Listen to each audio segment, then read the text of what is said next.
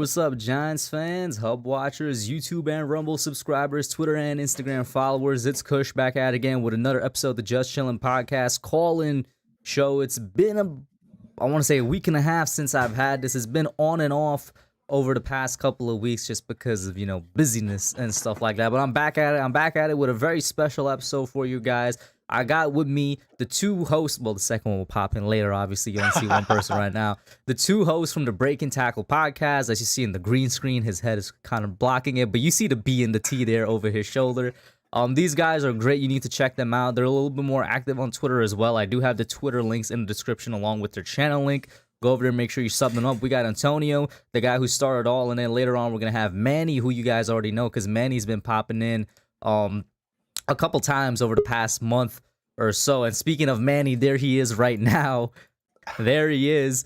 But yeah, what's up, guys? How you doing? And oh, by the way, guys, I was on an episode for their show last week. Really good. Go check it out. It was like, I want to say hour and a half, maybe a little bit more than that. But definitely check it out. But let's start off with you, Tonio. How do you feel, man? And what's up?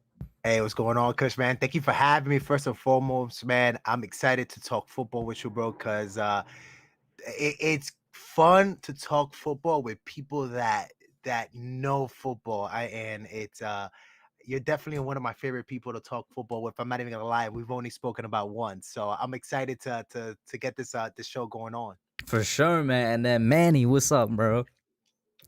What's good, guys? I appreciate you once again, Kush, for letting us come on. And I add all those same sentiments as well, bro. You know, it's cool. Like we all sit hey, here. hold on. I'm sorry. Can I stop y'all for a second? Y'all see that what Manny's picture is? Manny, can you let the people know what that picture is, bro? Well, yes, that is a picture of me rocking the swag that you guys can get from the Hub on his deal in his store. Nice. I'm sure you know he has the links in the description. Y'all can cop this. Y'all can cop a Young Joker if you guys still like Young Joker. I know that man's a villain right now. He's kind of controversial right now.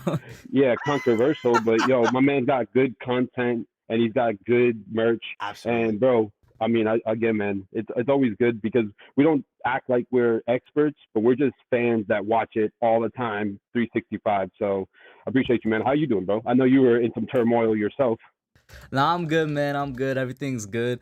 We already got a couple people back here that I'm really excited to get on. So you know what? Let's get through the pleasantries. And first of all, how are you guys feeling about the draft? I think we're basically 14 days to the dot, so 2 weeks away on April 28th.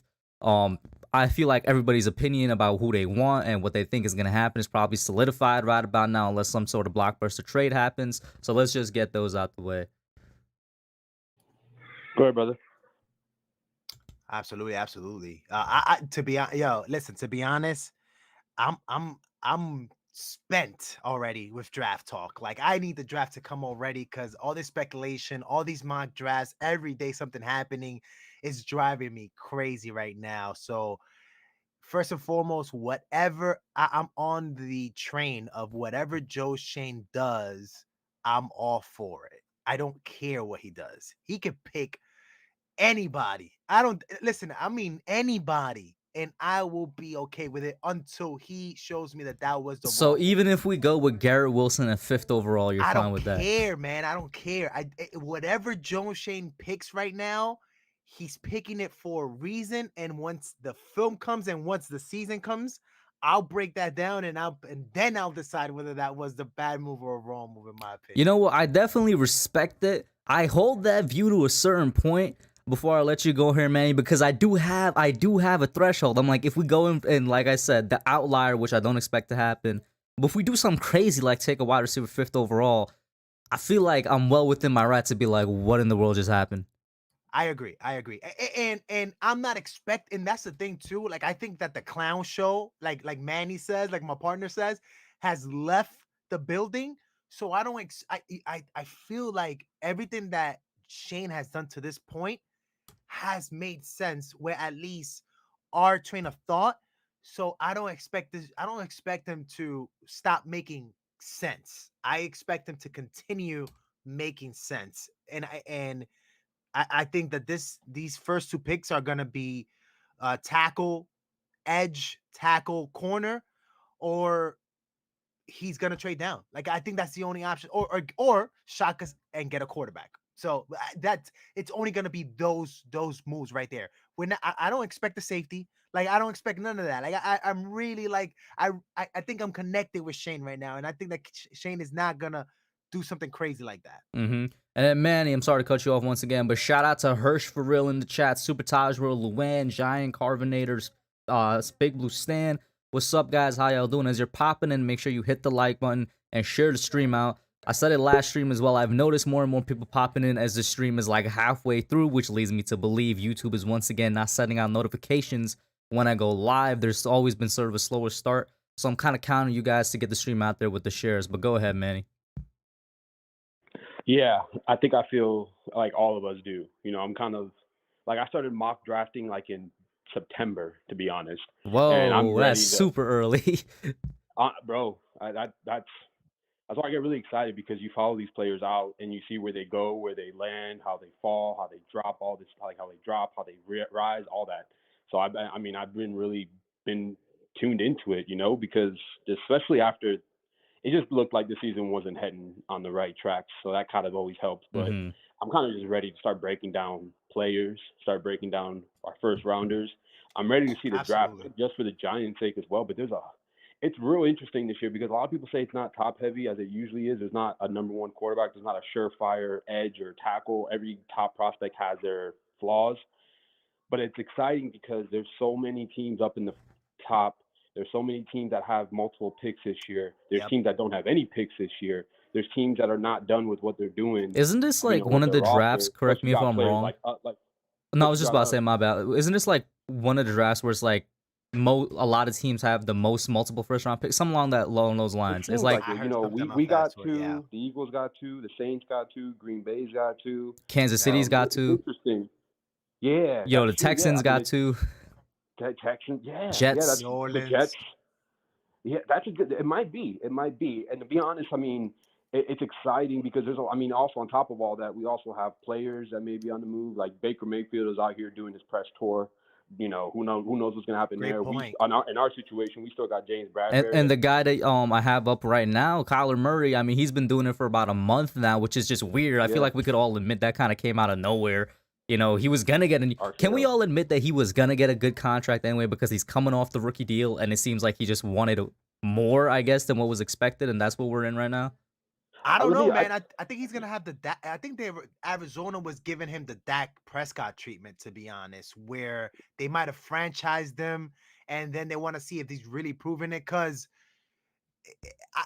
I don't think Arizona really thinks, they're not sure if they're winning because of him or despite of him, because in comes the backup.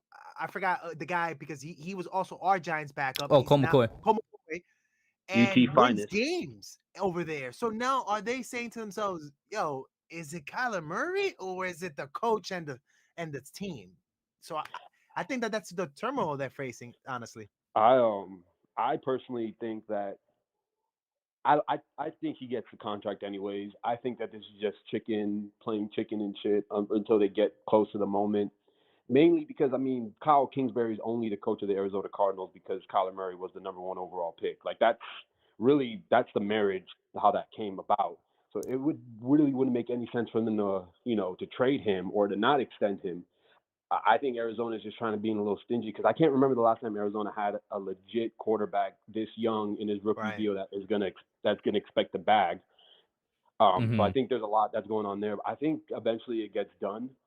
But yeah, I mean, I don't blame Kyler because we're getting into that age now where, you know, a lot of teams, like JC Treader just mentioned, we're the most successful league in the world, and we don't get contracts like other leagues do. We don't get the guarantees. So I think a lot of players, even before JC Treader came out and said that, is thinking the same mindset as well. Like, man, we need to get our own because these owners aren't going to give it to us.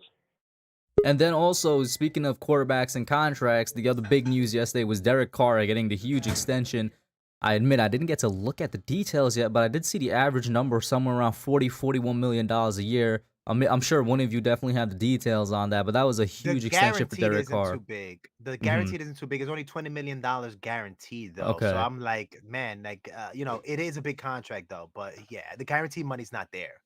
What do you guys think about Yeah, that contract it's in a general? I like love giving him the Derek Carr. contract, giving him the extension.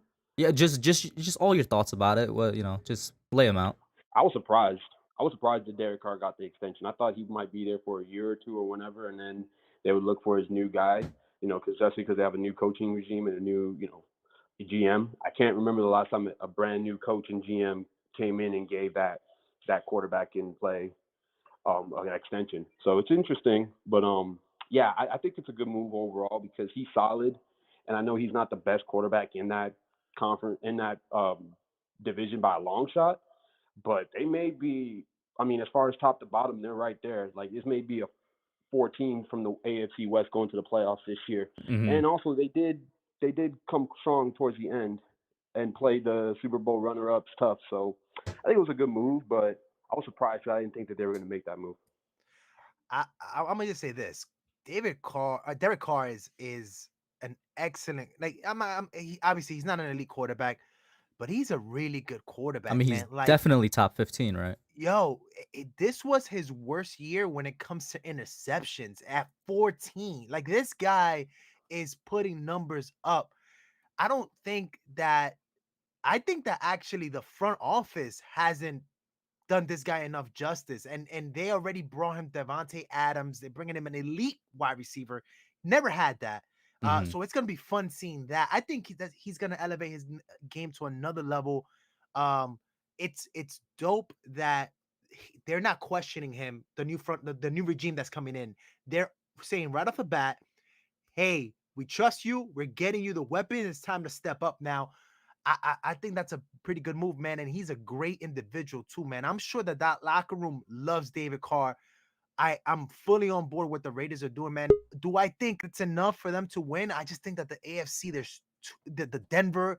I think Denver is right now so stacked. Their defense is insane, and now you bring Russell Wilson, who has a chip in his shoulder. He wants to prove that whatever happened in Seattle, that was not his best. And I personally believe that was not his best. So it's going to be fun. Do I think that they have enough to be a serious contender for the Super Bowl? No. But do I think they're going to be in the mix till the very end? Absolutely. And then, real quick before you go, Manny. First of all, Manny popped out for a second with some internet issues. He'll be back. Shout out to CJ in here, Chris Peace, Edward, what's up, man? Duran, Eli, you guys know Eli from Twitter. And then with the Derek Carr thing, I think there's a couple of things. If you guys remember, I think Duran just brought it up. In 2016, Derek Carr had that near MVP season where he carried the Raiders. Well, I wouldn't use carry because they had Khalil Mack, they had Crabtree, they had a young Amari Cooper. But he was the biggest reason I'd say that they were in the playoffs. But he went down before the playoffs. He had that injury. And he never really got back to that 2016 form where it's like, if he finished the season, I'm convinced he would have won season MVP, even over Matt Ryan. Like, that was the crazy year that Matt Ryan had with Julio Jones, right? But my thing is, and Manny, it says your devices are not connected, bro. So you got to connect them before I add you back in. And the thing is with Carr is that, unfortunately or fortunately, depending how you look at it, I got to connect it back to the Giants.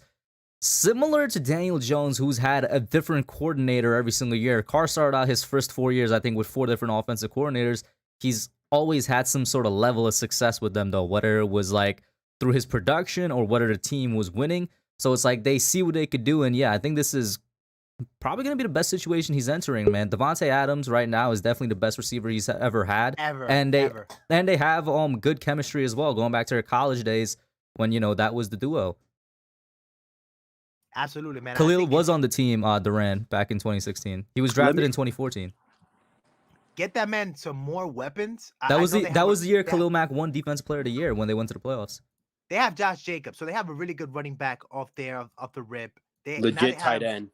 Yo, dude, Darren Waller, yeah. They're scary on offense, to be honest. I'm not 100% about the defense. I know Max Crosby. On defense, they have Max Crosby, one of the best edge rushers, and they just signed Chandler Jones as well. Abrams at safety, who I think is where's his emotions in the sleeve. I think he's a good player, even though he's always, he's been hurt a little bit. Not always hurt. I'm not gonna say that. I haven't studied the Raiders a lot. I like the Raiders though, but again, I just think right now, to be honest, the best team in that division right now is Denver, in my opinion. Oh yeah, for sure. And Manny, anything to add before we bring in our first caller here, man? And it's gonna be exciting, and I'm really glad that we're not playing the AFC West this year. Right? Oh man, we kind of got lucky Dodge with the playing bullet them there, last year. guys. Whew. Ooh.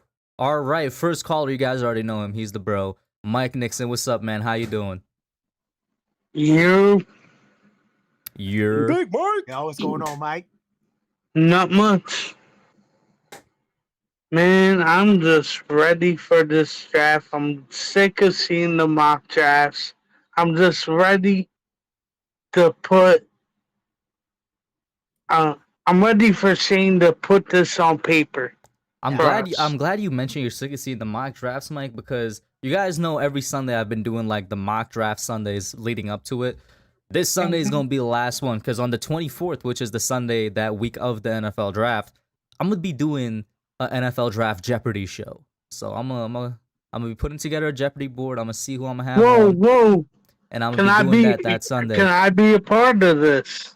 I will be doing one separately for subs, but this one will be content creators. But there will be one separately for subs. I just haven't decided if it's going to be the 26th, which would be that Tuesday call-in show, or if it will be the Thursday before, which is the 21st. But I'm putting that out there now. And maybe I'll do that for the entire offseason, like once a month a Jeopardy show or something, just to get the channel subs involved. But go ahead, That's Mike. not bad. Okay. Cause I'll be down for that. So go ahead, Mike. What you trying to talk about? Man, I don't even know where to start. How about Like, we who start off? who you want to see? Who you want to Yeah, see go ahead. drafted? Who you want to see drafted? That's what I want to know. All right. I would like, in the ideal situation, my dream draft would be Evan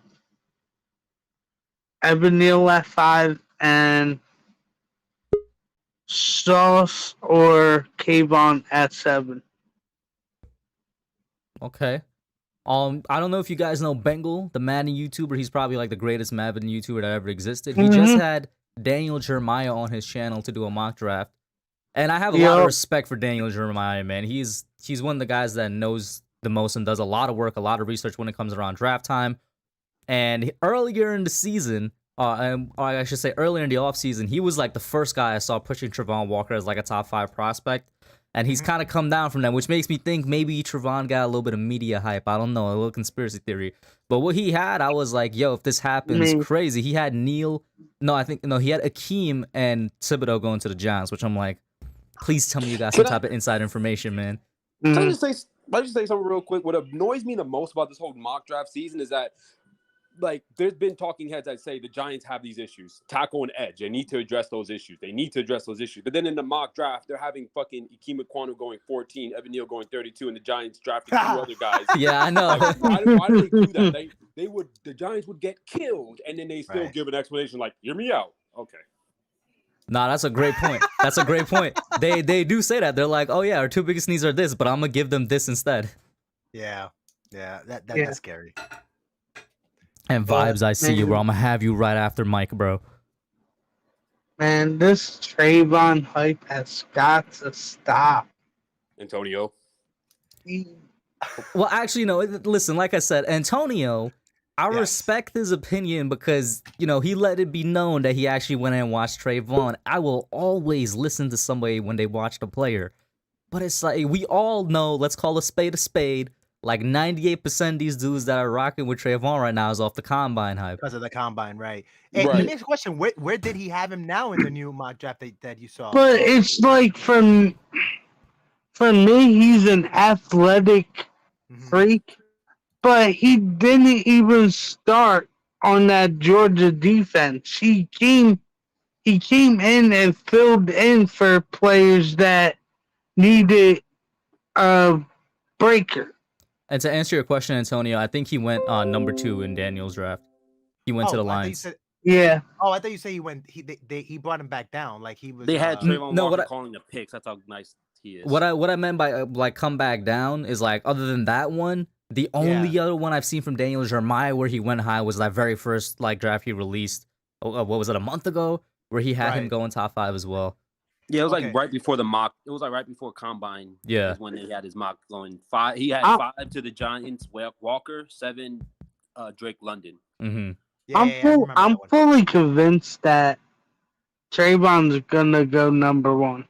Listen, the thing is, I've come to terms with it. And I'm like, I want him to go number 1. That means somebody else That's drops exactly to what us. Manny said. That's exactly what Manny said. Like, let somebody drop to us. And it's interesting because I didn't even realize the whole Trent Baalke effect. Apparently, that's like actually legit. Like it wasn't just Aldon Smith. He did that too. There's a bunch of other players that he has a record of going for the athletic specimen and a guy who's gonna, who could be the athletic freak as opposed to the Alden sure Smith. thing. If you remember his first couple years, was a worked, beast. Yeah, because Aldon Smith, but right? I don't remember anybody else him draft. Like I don't remember anyone else that he drafted that was that dude. Remember Aldon Smith? He was with the 49ers, right, man? That 49ers defense in general was we one saw of the them. best of all That time. was the NFC Championship game. Yeah. That was insane. Manning took hits. They all needed to go to prison after what they did to Eli that game. Yo, that was gritty.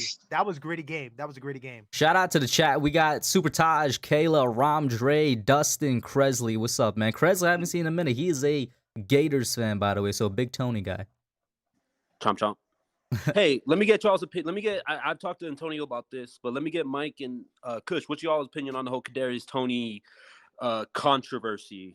What's the controversy? Thank you. That's all I need to know. That's it. Mike, I'm sure you're about to say the same question I had. What's the controversy? Yeah. I mean, listen.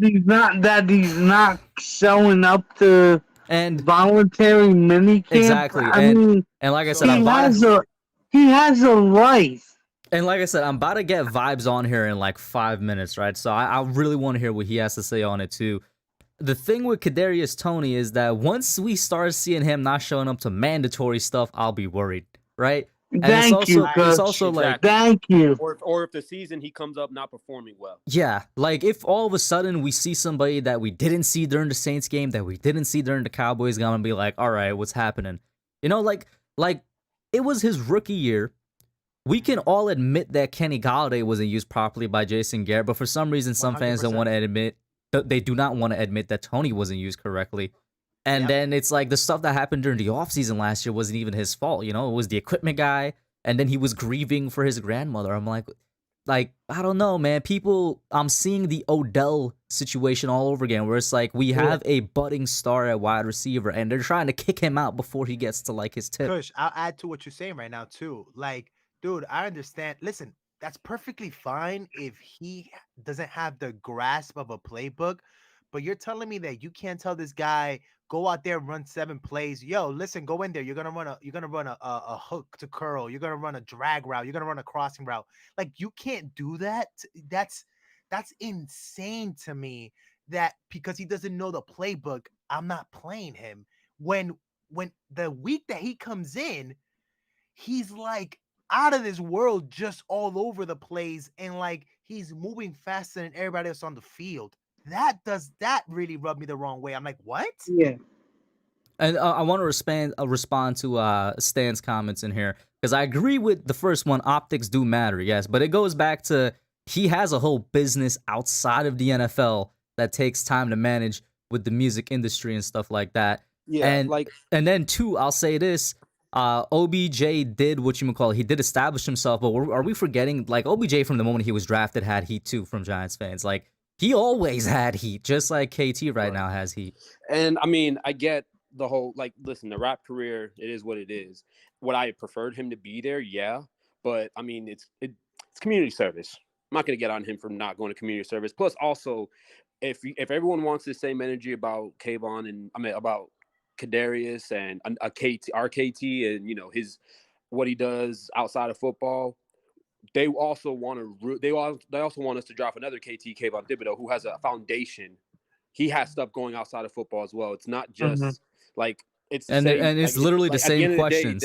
Remember, everybody's the experts' knock on Kayvon was, is he committed to football? And that's the question with Kadarius right now.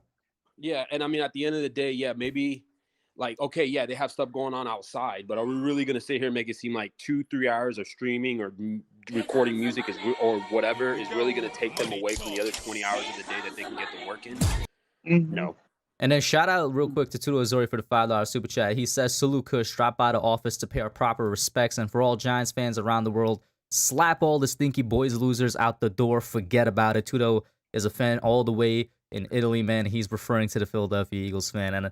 And no, I'm not saying, Kayla, that he's Tony 2.0. What I am saying is they're in similar situations where fans are trying to kind of push them out of the team. Where was that one comment there from? I saw somebody in the chat too say that that the same game that we lost, he said that he's gonna drop the Joker 3. Like, yo, guys, at the end of the day, like, they have a life. These are human beings outside of football. Like, that's okay. Yeah.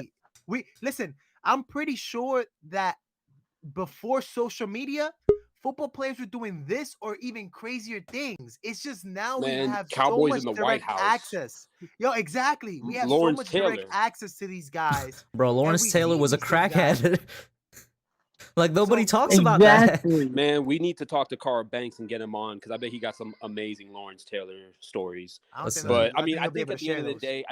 day, it's just a lot of it's just mad noise. And yeah, the optics don't look great, but what's going to change this is if he comes in and does his job. That's all that matters. And I think a lot of it last year was he could have been better in some ways. He could have done things differently. He could have really tried to make it a point to like make sure his tweets were ready. I get it. He could have done more. It's not like he's exalted from everything, but I mean, also he's not doing like it's voluntary. Like they're just in the weight room. Camaraderie. That's what he's building. Mhm. Okay.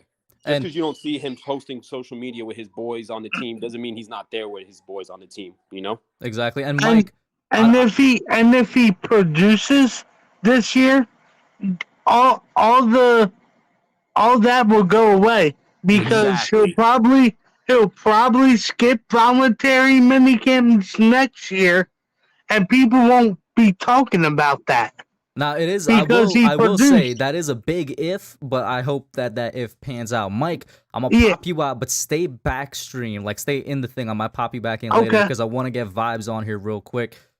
What up, Vibes? How you doing? And then Ash, I'm gonna get Ash on right now too, man. But what up, guys? How y'all doing? What's going on? Yo, what's good, guys? Hey, Can you hear me? Can you hear me? here you Yes, go. Hey, sir. before I just Oh want to man, that's just good. We what's made going it. on, guys? I just want to I just want to congratulate both of you guys, Ash and Vibes. Vibes, amazing interview with Tiki Barber. You and New York Revival. That was some good shit. And bro, you inspired myself personally to try to get into this game more and more in depth. I appreciate you. And Ash, congratulations on your movements as well, man. Getting that sponsorship, getting that scholarship for school, bro. That's some good shit, man. Congratulations. Exactly, Both of man. And well, I'm not gonna lie, bro. Vibes, listen. Appreciate it, man. You're inspiring me. I'm gonna take a shot after the stream as somebody that I've always wanted to interview. I'm gonna, hopefully it gets a little bit of traction. But this man Eli's making moves, bro.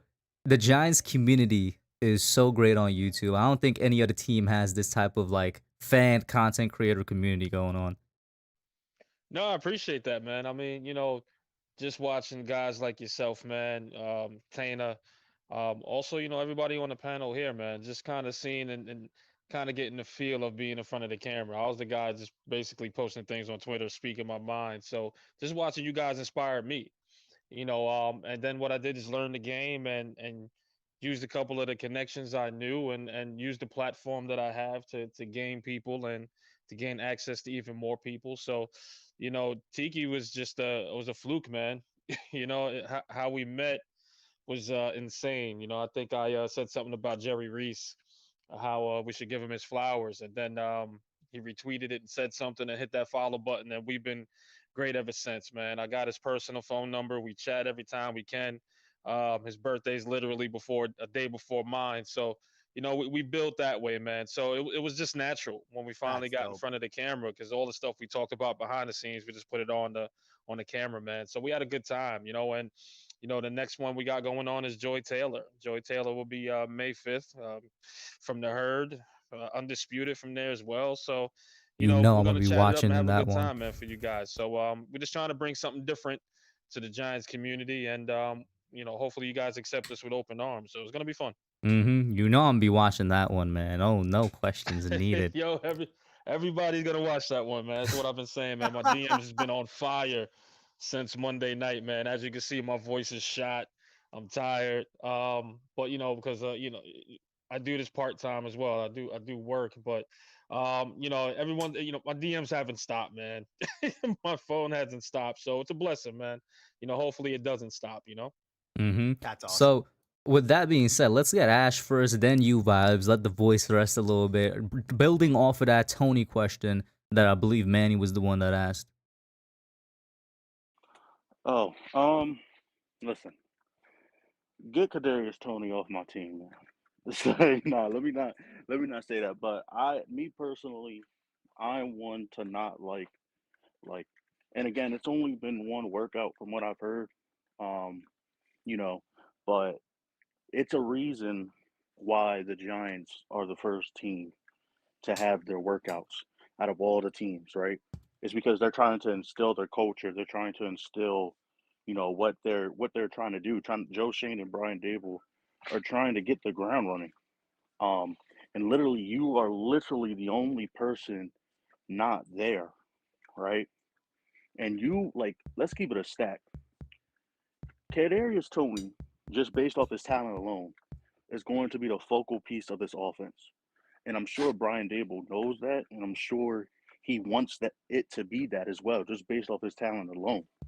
And we saw from Brian Dable, Mike Kafka, they come from offenses with guys or a guy just like Tyreek Hill. I mean, just like Kadarius Toney and Tyreek Hill.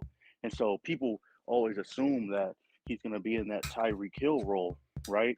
And I'm not going to go for it and say he's a bust. I'm not going to say, he was just not being there because he doesn't want to take football seriously. I'm not going to say that. But you not being there, and if you choose to not be there, it's not going to look good, firstly, on you, and then it's not going to look good to this new regime because they literally have nothing to. They could literally trade your ass next season, like after this all season. To be honest, if we're being fair, and they could replace you. This is another draft with a draft full of receivers, right?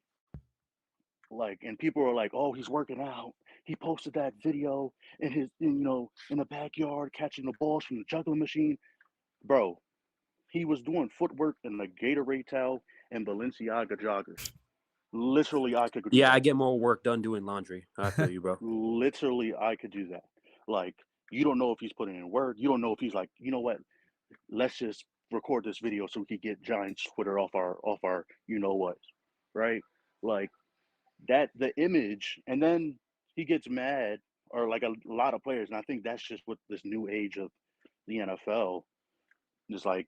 You know, you can't get mad because the media's counting on you, and you're not like you. He basically brought that on himself, like for not showing up. And again, like last year, we saw that his grandma died, and that's why he wasn't there, for a little bit of time. So I don't know what's going on in dude's life.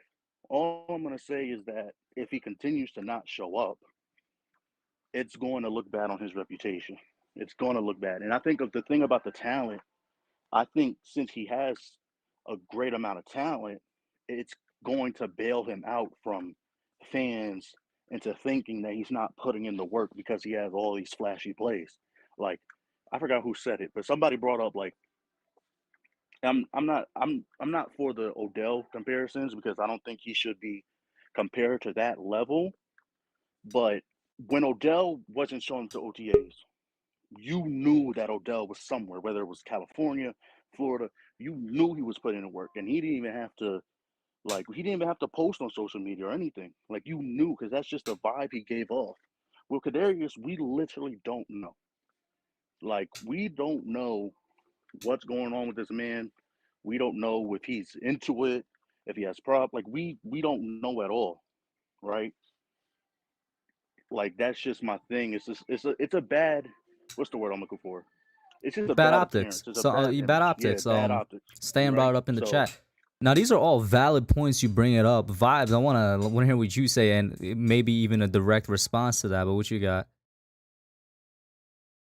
You there, Eli? Listen, wake me up when it's OTAs and mandatory minicamp. I really don't care if it's voluntary at this point. Because if I had a choice not to go to work, trust me, I would choose that 100% of the time.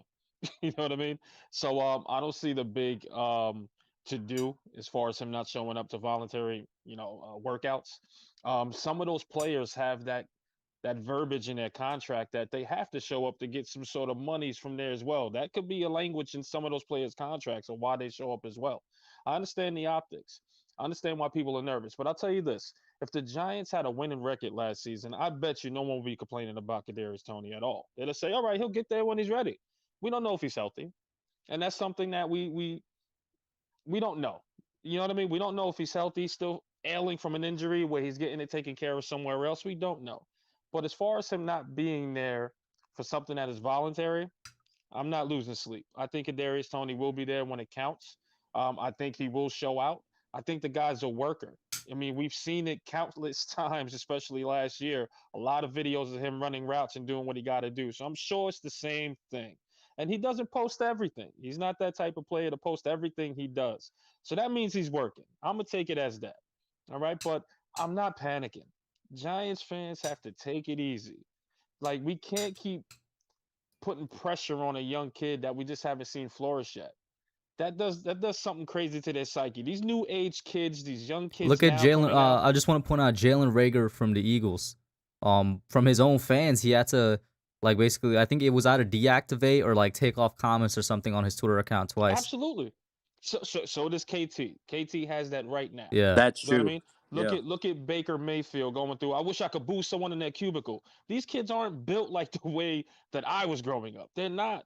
I They're mean, very and sensitive. I don't think that's even a shot. That's because when the last generation was growing up, there wasn't this concept around. There wasn't the technology around. Absolutely. Absolutely. So now they're reading these comments and all these negative comments. Listen, I get sucked into it too. The whole Tiki Barber thing, I was getting sucked into these negative comments too. It does something to your psyche. It's wrong. You know what I mean? So I get some of these kids. Do what you got to do, man. Come back when it counts, man. I'm not losing sleep. And I think Giants fans got to lay off the kid. Because once he balls out, you're going to be like, oh, he's the greatest thing in the world since sliced bread. You know what I mean? Right. So just back up, do what he got to do, and just have faith into the system. We understand Dayball and Shane there, new regime. You want to be there, but listen, not too many people. They got other things. There's other obligations. Maybe he's still hurt, and he has treatment somewhere else where he trusts. You know what I mean? I think JPP did something like that where he never showed up involuntary. He actually was in Florida still working out on his own. I don't want to go back that deep. I don't want to compare these two players either, but Michael Strahan's last year, he wasn't in any voluntary anything. I think he just showed up for week one. I mean, that's Strahan's last year, though. But that's Strahan his last year. He was like, yo, but he's not the only player. He was like, yo, Tom Coughlin has a tough camp. He ain't gonna be the last. He ain't gonna be the last either. And he's not gonna be the last, exactly. You know Question, what I mean? So why we're putting so much pressure on him at this point? Do any of you guys know if the camp that's coming up next week, is that mandatory or is that voluntary too? What's the name of it? I think it's gonna be voluntary.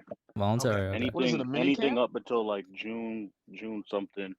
Yeah, there's a camp coming up next week, I believe. But I just want to say I'm not this. sure. It might, if it's a mandatory mini camp, it might be. I think mini camps usually are mandatory, but I don't, correct me if I'm wrong. Right, that's what I want to know, if it's gonna be mandatory. Because if it's mandatory and you don't see him there, that's when I would be like, I think the mandatory mini camp. Exactly. I think the mandatory mini camp is going to be after the rookie mini camp that they have. I think so. I could be wrong. You're actually right on that. You're absolutely right on that. So yeah, I don't I think it's even going to be. I don't even think it's going to be the mandatory stuff just like that. It's going to be stuff like let's say Daniel Jones, I guess he does this every season. He gets his receivers, they go down to Duke, kind of like what Eli did, right? No. The team is hosting something next week. Oh yeah. Well, Ash is saying something else.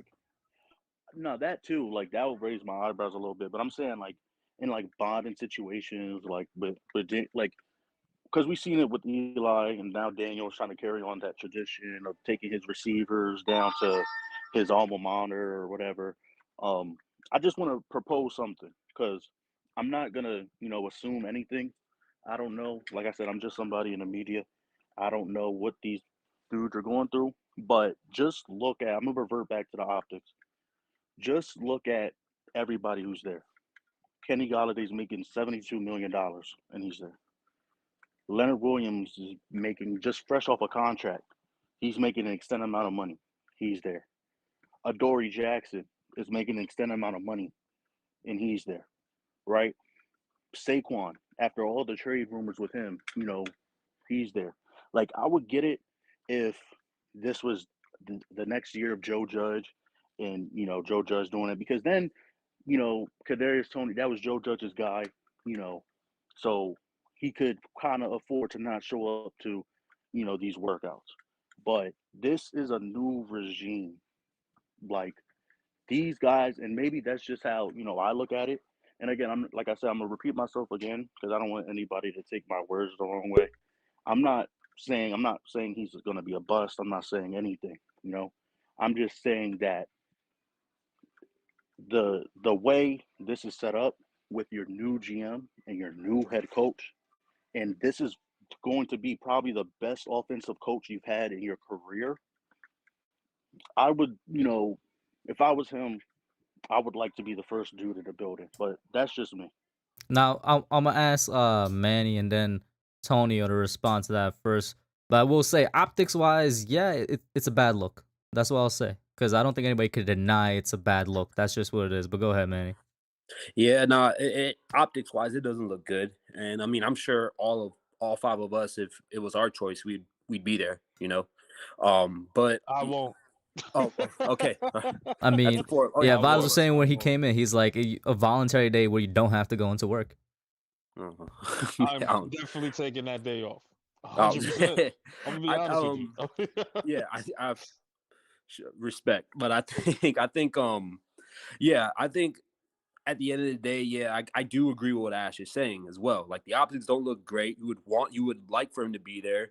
If it was our choice, he would be there. I mean, maybe not Eli's, but I mean, we would. But I guess at the end of the day, he's going to reiterate it one more time. Yeah, you would like for him to be there, but it's voluntary, and it's not something that I think is going to hurt the team as much. But we also can be proven wrong as well, because if he doesn't show up, not just in practice, not just in mandatory camp, but if he doesn't show up on the field, then that's going to be pretty damning. Yeah. And go ahead, Tonio. So I'm gonna say this, and this is why before Manny and me kind of became a team, I was not a fan of the all season talks because there's too many what ifs. It's too many things that we just don't know. We don't know if Brian Dable had a conversation with Tony, if they already talked about it. We don't know if Tony has gotten through email or through Dropbox, like a video call or something. He's already gotten files of the playbook on his tablet in his house. Like, we just don't know these things. We don't know what exactly what's the installments that's happening right now in the Giants facility. We don't even know if it's just lifting weights. A lot of these players are from the South. They like staying in warm weather and training there in the off season. There's just too many ifs for me to even be concerned for this, to be honest. Like, I understand what Ash saying, and Twitter, a lot of Twitter is saying that too. Like, yo, optically it looks bad, but it's also Giants Twitter. Your Giants Twitter, there's no middle for Giants Twitter. It's either really bad or really good. And just like you said, Bullseye. Exactly. Facts. And Kush, just like you said, yo, once he scores that first touchdown in the first quarter of week 1, they're already going to start saying this guy's a Hall of Fame wide receiver, because there is no middle for this fan base. So I'm not, I could care less. Me personally, I could care less, but I know how it bothers people. The greatest fan base on the world, Giants. Goats. I'm a really, what Tiki Barber said. Giants fans are goats, man. This is 100% true. It's goats. Absolutely. Every fan base is super passionate. We'll say that every single fan base is super passionate about their team. Now I'll tell you this, right? Yeah. I'll tell you this, and I think I told you, Kush. I remember I was so huge on Daniel Jones, so huge, and I was like, oh, he's got to be the guy. And I watched the playoffs and watched all these great quarterbacks, and I was like, okay, we don't got our guy. A lot, and I tweeted Bingo. that. How many people left? Like, people unfollowed. Like, that's how sensitive some of Giants Twitter is. A lot of people unfollow, and it's cool. I don't mind. It's hilarious, that's Vibes. The line in the sand. Bro, it's hilarious that you bring up that, because the next thing was gonna lead to Daniel. The reason that I have Kyler, posted up right now on the stream that the title has Derek Carr and Kyler Murray is because we're talking about quarterback contracts, and we got to focus on our own quarterback right now and the 5th-year option and then contracts with that. Last night, I was on a stream with Pest the Analyst. You guys know PTA. He's a big friend of the channel, big friend of, I would say, almost everybody on the panel right Dude's now, a even through maniac. Twitter. God bless him. Yeah. I was on there with Pest, his co-host R0B, Tana, and Nate. For some reason, I was struggling to remember who the other two guys were. And Daniel Jones came up, and we got into a heated debate about the 5th-year option, because I was saying don't give him the 5th-year option if, and it's a big if he somehow puts up top 10 QB numbers, then I'm a franchise tag him because I want to see him do it again. And then if he does it again, then I would extend him. But there was a little bit of a debate going on. Other people were saying give him the 5th-year option, and then if he busts, he busts. We just pay the 5th year even though he's not here. I'm just like, well, which one would you guys go for? Long-winded to get to that question. Let me start off with vibes, and I'll go Eli, then Manny, then Tonio. I'll tell you this. I won't give him the 5th year option at this point. One, we don't have the cap situation. I think we're still at the bottom. We still got to sign draft picks. We still got to do that. So I don't think that 5th year option is on the table because I think that's $20 million or $21 million. However, you're absolutely right, Kush.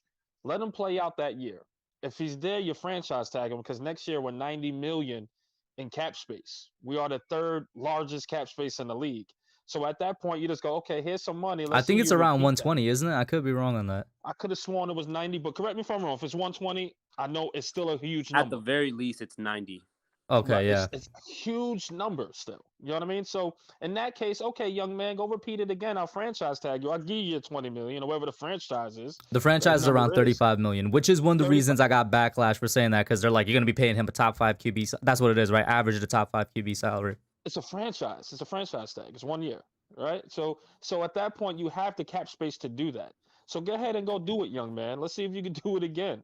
And to be honest with you, I don't think he will, but that's another topic. But that's the only way. Don't give him his option. Let him play out this year, see how he does. If you want to, you franchise tag him, and then you talk about an extension there. That's the only plan I think that will work for Daniel Jones. Other than that, he's gone. You know what I mean at this point. But I think that's a great idea, because I got to run with that. And I then definitely got to run with that.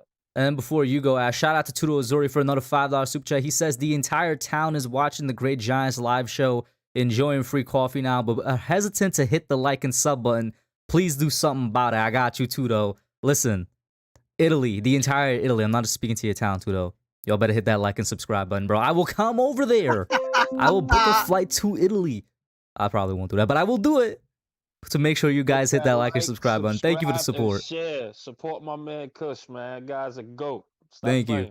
And then we got a couple questions from the chat that we're definitely going to get to after the Daniel Jones topic, but go ahead, Ash. I just want to know who was saying to pick up the 5th year option. It was Rob, R0B. Literally, this is a lot. It literally doesn't make any sense at all. Like, do we want to be in a situation that the 49ers are in with Jimmy Garoppolo? Literally, because that's basically what it is. Like, if he doesn't pan out, you pick up his 5th year option, he doesn't pan out, you're going to have a quarterback on the books for $23 million and some $1,000. Right? That's what the franchise tag is. Mm-hmm. So, and again, like, I was really supportive of Daniel Jones, like, after the season. Like, I was saying that when he got drafted, he was going to be our version of Kristaps Porzingis. And turns out, I was right. I was right. You know? Oh, yo, Knicks fans are definitely going to get that one. Talk your mess, like, man. Go ahead. Like, it's like, again, like, I'm not going to get into why he's failing, how he's failing, because it's a combination of a whole lot of things. Right? I'm not going to get into that. At the end of the day, this is a result-based league. And Ash, let's keep it real.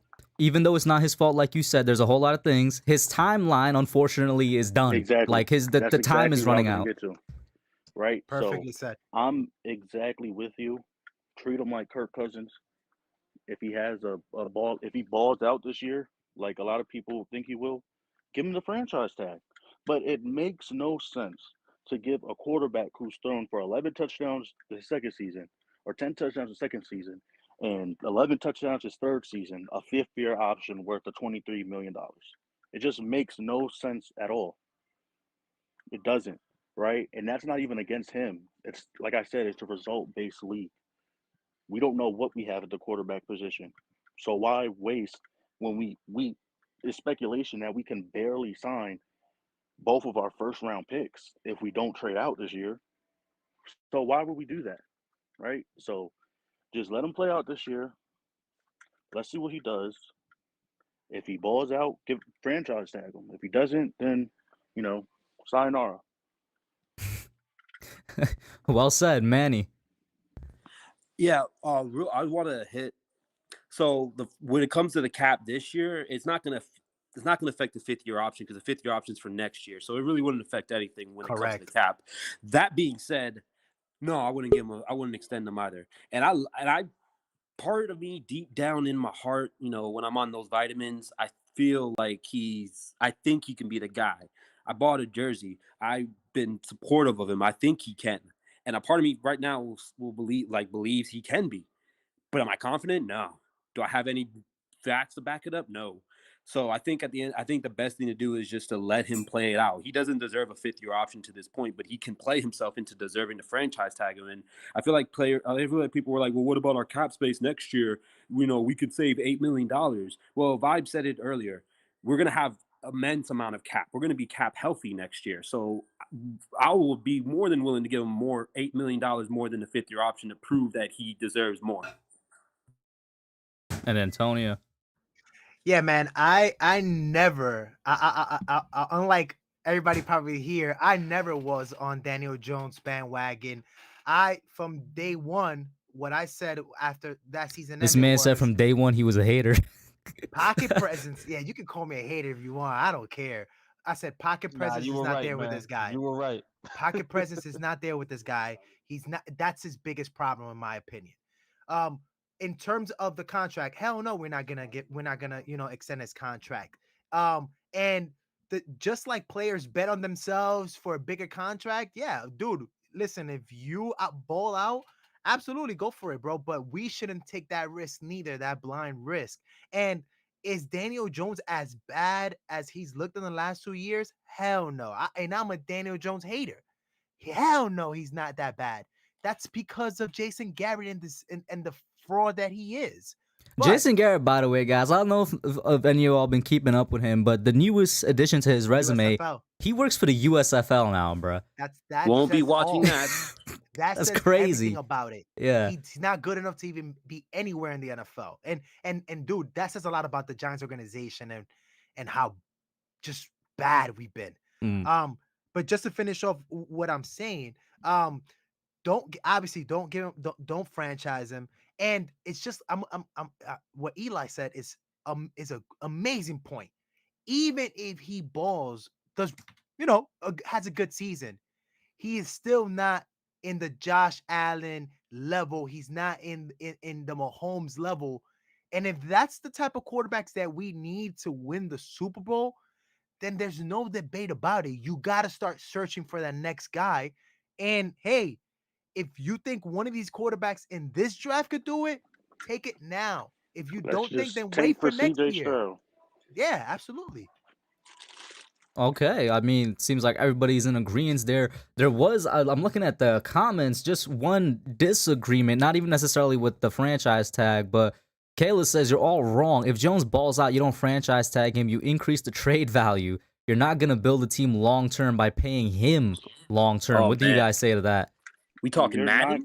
You're not gonna be able to trade him because he's gonna be necessarily a free agent at that point. His contract wouldn't let you do it. Exactly. Yeah. You would have to franchise tag him and then try to trade. You would have to, Mhm. yeah. So, But if he's already good, what the hell are we doing trading our quarterback that shows that he's worth something? Or I guess not say worth something, but I think the biggest thing is that he needs to show he's worth in a contract extension. He's worth like that. He made that step that everyone's like, holy shit, has this dude taken that top 5 step? Like, I think that's the only way he deserves a franchise tag. He needs to show he's on that elite level that Antonio was mentioning, like that Josh Allen, Patrick Mahomes level. That's At the the end of the only way. day, Daniel Jones' story is Ryan Tannehill part 2, bro. He's gonna go somewhere. He's gonna pay a little bit better. He might even make playoffs, but at the end of the day, he's not the guy that's gonna be able to win the Super Bowl with. Like they can win despite of him, not because of him, and it is what it is.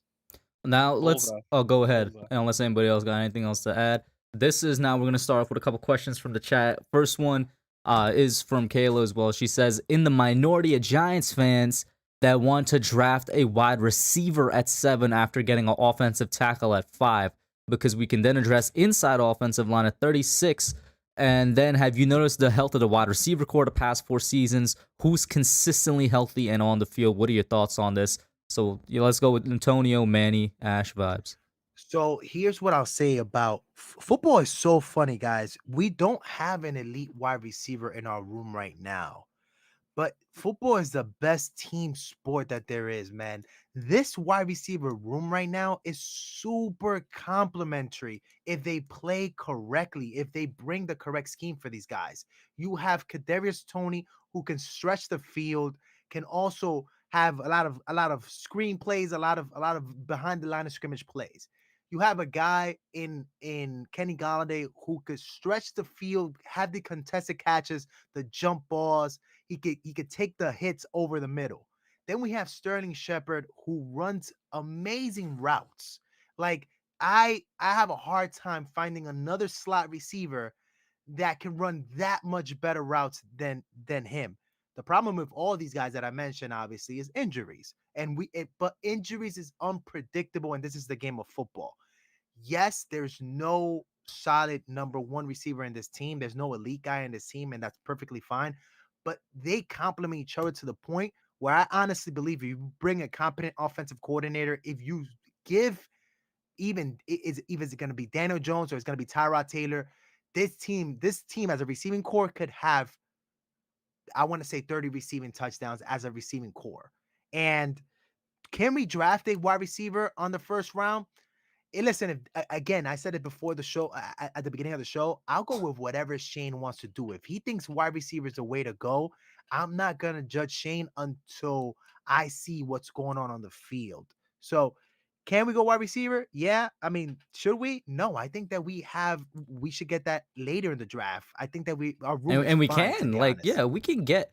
You know what? Let me save my piece for after the other 4 guys go, because they might say what I was about to say. Go ahead, Manny.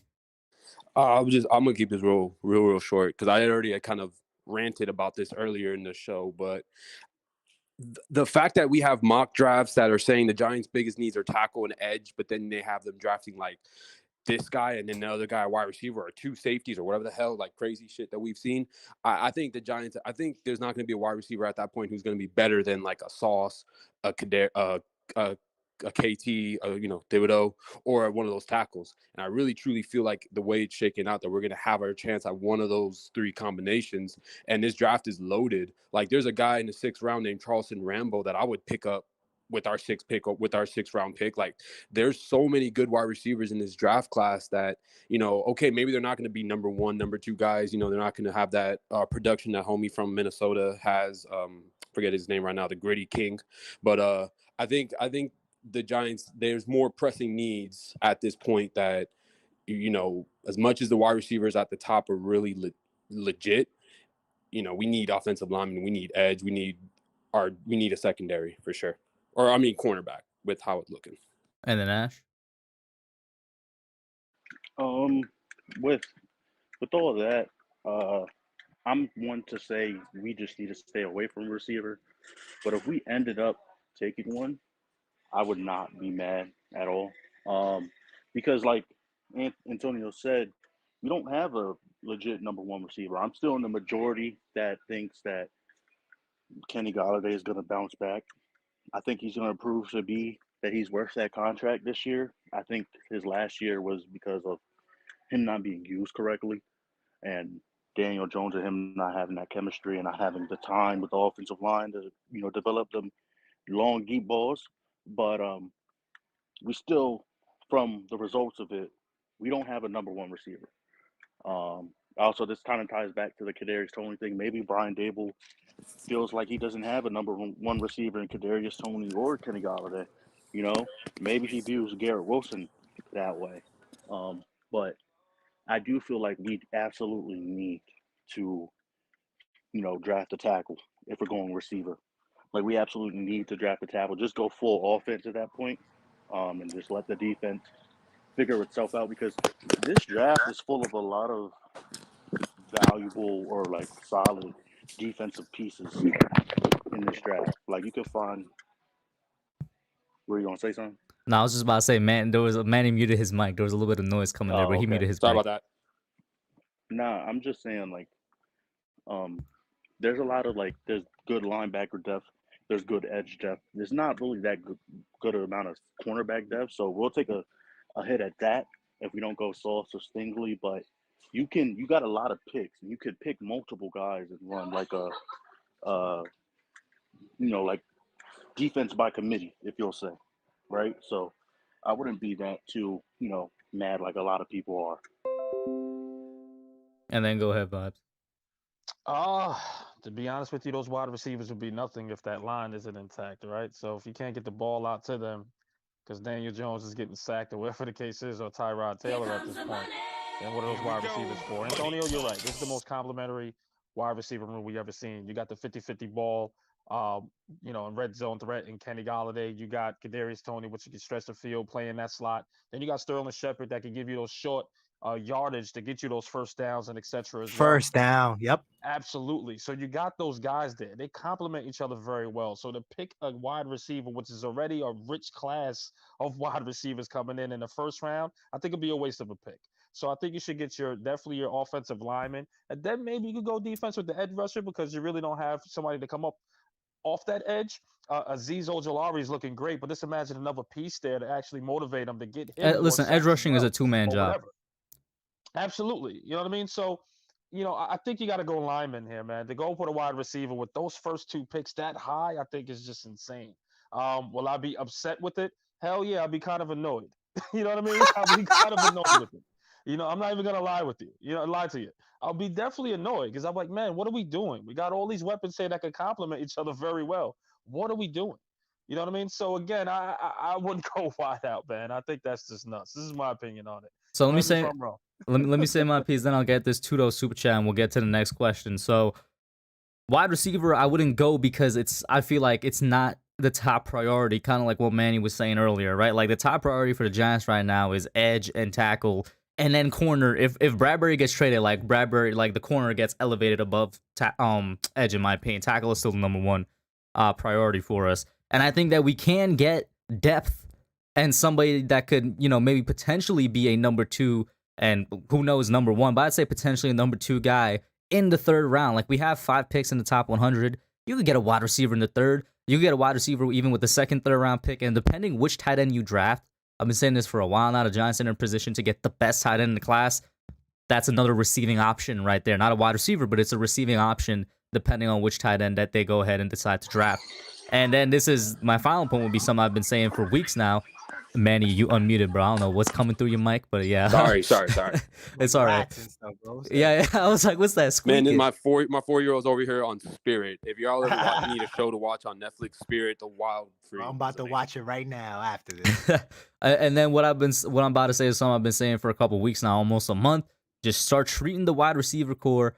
Vibes lost connection, I'm guessing. Start treating the wide receiver core like you treat the running backs every single year. It's a deep class, and the top of the class is top heavy. So if you miss out on somebody one year, man, you could bet your savings there's going to be a great wide receiver the next year. It's becoming exactly like the running back core. Just start running your wide receiver core every 4 years, like teams are doing with the running backs, man. That's the way I'm looking at it. Shout out to Tudo for another $5 super chat. He says most injuries are results of lack of preparation and awareness. He's speaking from experience firsthand. You always have to be one step ahead of your opponent and smarter. I think that definitely plays a part, but also the Giants stadium has turf, which they said that they're going to remove and replace. That's been a big problem as well. Anything to add before I get to the next question, guys? Absolutely. I'll just say this real quick. I don't think Joe Judge's conditioning fucking program, I don't think that helped. Yeah, I don't think so neither. To be honest, I didn't like how he handled the camp anyways. Neither, to be honest, like it was weird to me. I want to say this, and I'll put it out here right now. Watch out for Darius Slayton this year coming up. I think Darius Slayton is gonna be used as the Davis for Buffalo. He's gonna fit that role. And he's gonna be the unsung hero next year. I mean, listen, bro, he could I'm be gonna put my used name on that it. way. Oh I hope he Lord. We actually haven't even executes. mentioned him. That's a good point. I hope he executes it. We was talking about Oh, Slayton. listen, I firmly believe that everyone on this offense digressed and regressed. I mean, not digressed, regressed because of the lack of confidence, the lack of, for lack of a better word, shitty just coaching staff that we had over here. So Slayton was on a path to do crazy things. I think that we're gonna start seeing. We're not gonna see a Pro Bowl. I'm not saying that, but we're gonna see a very good season from this kid. I I mean, think as that that's crazy as it sounds, I'm pretty sure over the past 2 years he's been our leading receiver in yards. Azzy. Yeah. And like this, and the same excuse that people would want to make for Daniel Jones. I mean, once this coaching staff came, that's when Darius Slayton started that slide as well. Bingo. Now that's a point that probably could come back and we'll see results from. Next question here from Shane McLaren. He says, "All right, gents, what will be your first move in the draft with legit trade moves in consideration?" Kind of a vague question. I'm guessing we answer that with who we draft, or do we make a trade or something? Maybe, I don't know. What would you Ash, do? go Yeah. ahead. I would say I would try to trade the fifth pick, because in all honesty, whoever's going to be there at 5 is most likely going to be there at 7 if it's not like a quarterback you're into, right? If not, just stay put, because if Malik Willis gets drafted at 6, kiss that trade back goodbye. Nobody's trading up for Kenny Pickett. Oh, we don't know if it's a smoke screen, but I doubt this will be a smoke screen at all. But a lot of people have first round grades on Desmond Ritter, right? Hmm. So that shows you that there's not really much of a fall off in all the quarterbacks, to be honest, in between like those Malik Willis, Kenny Pickett, Desmond Ritter, Matt Corral, Hmm. like those 4. Um, so if you can't trade back at 5, I'll stay put. I'll get the 2 best players. And that who I would draft, you already know me if you follow me on Twitter. Evan Neal, if KT is there, Sarcophagus? which I listen. Anyway, listen. Y'all see him sliding down the boards. I've been trying to tell y'all about this man. Yeah, Sarcophagus, but Antonio will talk about George as well. He ain't a fan of either. anyway, but anyway, if KT is there, I don't think he'll be there. Draft him and Evan Neal. But I doubt either of them are like, it's not a scenario where both of them are there. So I think you got to go Evan Neal and Sauce or Stingley, just because. And I think it would be better. Like I'm a huge KT guy, Kayvon Thibodeau, but I think it will be better to have a combination of Evan Neal, Sauce, or Stingley, and then get somebody like a Nick Bonito or somebody else than Evan Neal, KT, and one of the cornerbacks, which is like really a fall off at that point. Okay. I wouldn't say a big fall off. Like if we could still get a guy like Booth out of Clemson. I'm a big fan of Booth out of Clemson, but I can Andrew see where Booth? you're coming from. Yeah. Oh yeah, I know that. I just don't think he's gonna be in the I think he's thrown in the first round. Mm-hmm. And then so Eli had to pop out, guys. We want to say thank you to him. Make sure you guys follow him on Twitter. Shout out to Appreciate you, Eli. Tudo for another $5 super chat. He says preparation, he means be ready for any pitch, any climate, any time of the day, rain or shine. And since he's over in Europe, pitch means field for those of you that don't know. So yeah. So I get what you're saying there. Definitely get what you're saying there, man. Manny, yeah, I guess your response to McLaren's question here. Yeah, I think like if those top 4 guys, like the top tackles, the top edge rushers are off the board, I'm strongly then considering that, especially because Carolina's not gonna draft a cornerback. They're good in secondary. I think if one of those top 4 guys that we all like are gone, I'm interested. But if one of those guys are there, I'll take them. for sure. And then, I mean, I'll be willing and interested to even move back into 7th because a team that has been linked to Golden Corral, Matt Corral, is our dude is the Saints, and they have 2 first-round picks, so they may be a team that's like the Falcons are still a team that's question mark with quarterback. So as much as it's like the Panthers and the Falcons that we're in front of that are questions marks at quarterback. So I mean, I would take drafting somebody at 5 and then trading the 7th. I would take that. Okay, and then Antonio. It's so funny, man. This could get really complicated, or it could be really simple. If you love the guy, it's at 5. Just take him. Just like Ash said, don't make this complicated. Take whoever if he's there, the guy you love, just take him. Now, to get complicated, let's say, for example, Atlanta or Seattle wants to come up.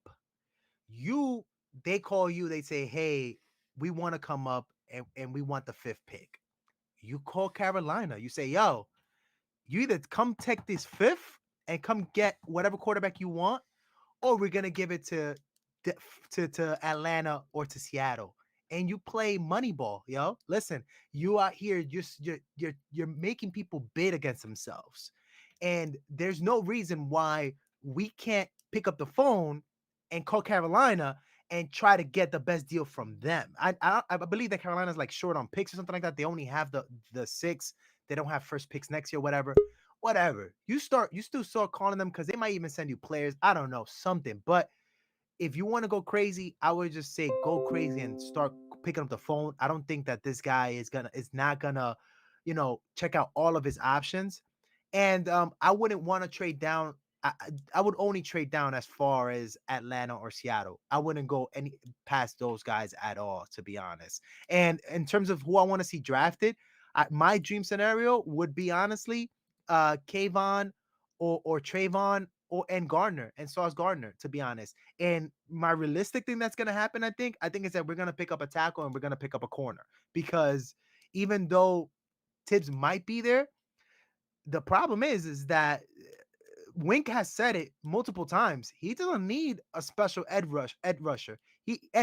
He's gonna create the pressure. He's gonna scheme up the blitz that's gonna create that sack. He just needs the corners to make that happen.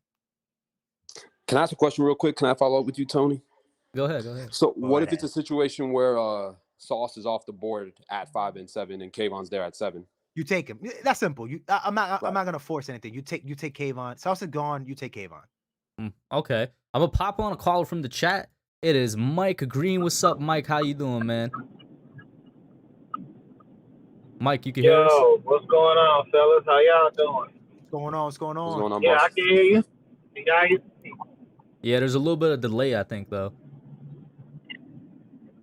We got you, Mike. Go ahead. Yeah, I see. Hey, check this out. I see we on the draft. Wide receivers are nice, but as we can see, wide receivers aren't going to be much without protection. We got to address this offensive line. And if you got opportunity to get a generational pass rusher like Kayvon Thibodeau, why not take that opportunity?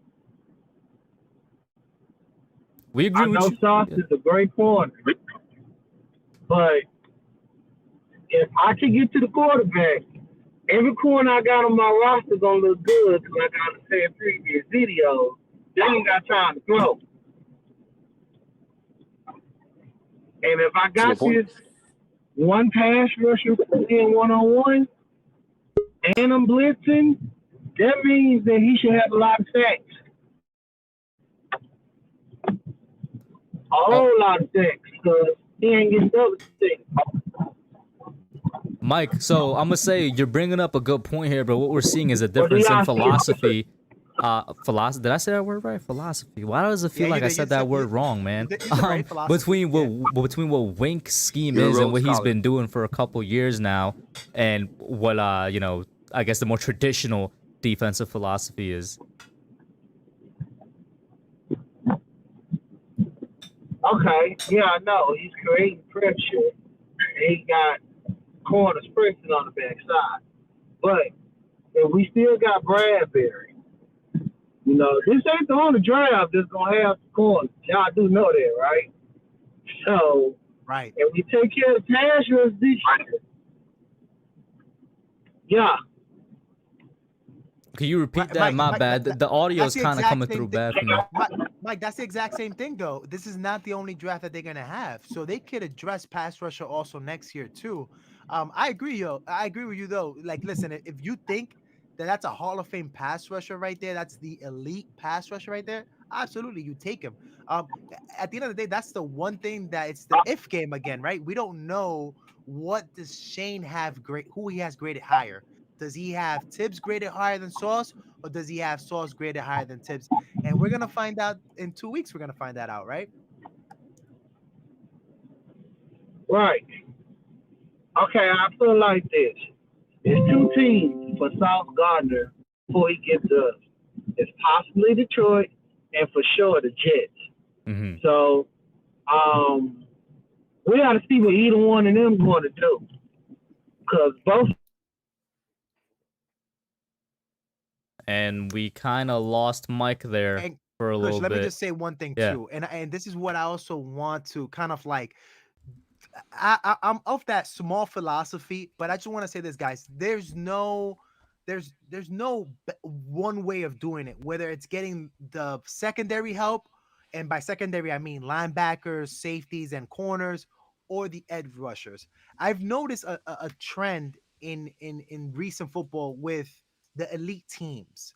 They either have a quarterback that has escapability, able to neutralize pretty much defensive lines, and we also have quarterbacks like Tom Brady, who's not gonna let you sack him. He works the pocket very well, and he's getting rid of the ball in 2.5 seconds or less. He's leading the league in time to throw. Those elite guys neutralize completely defensive line, guys.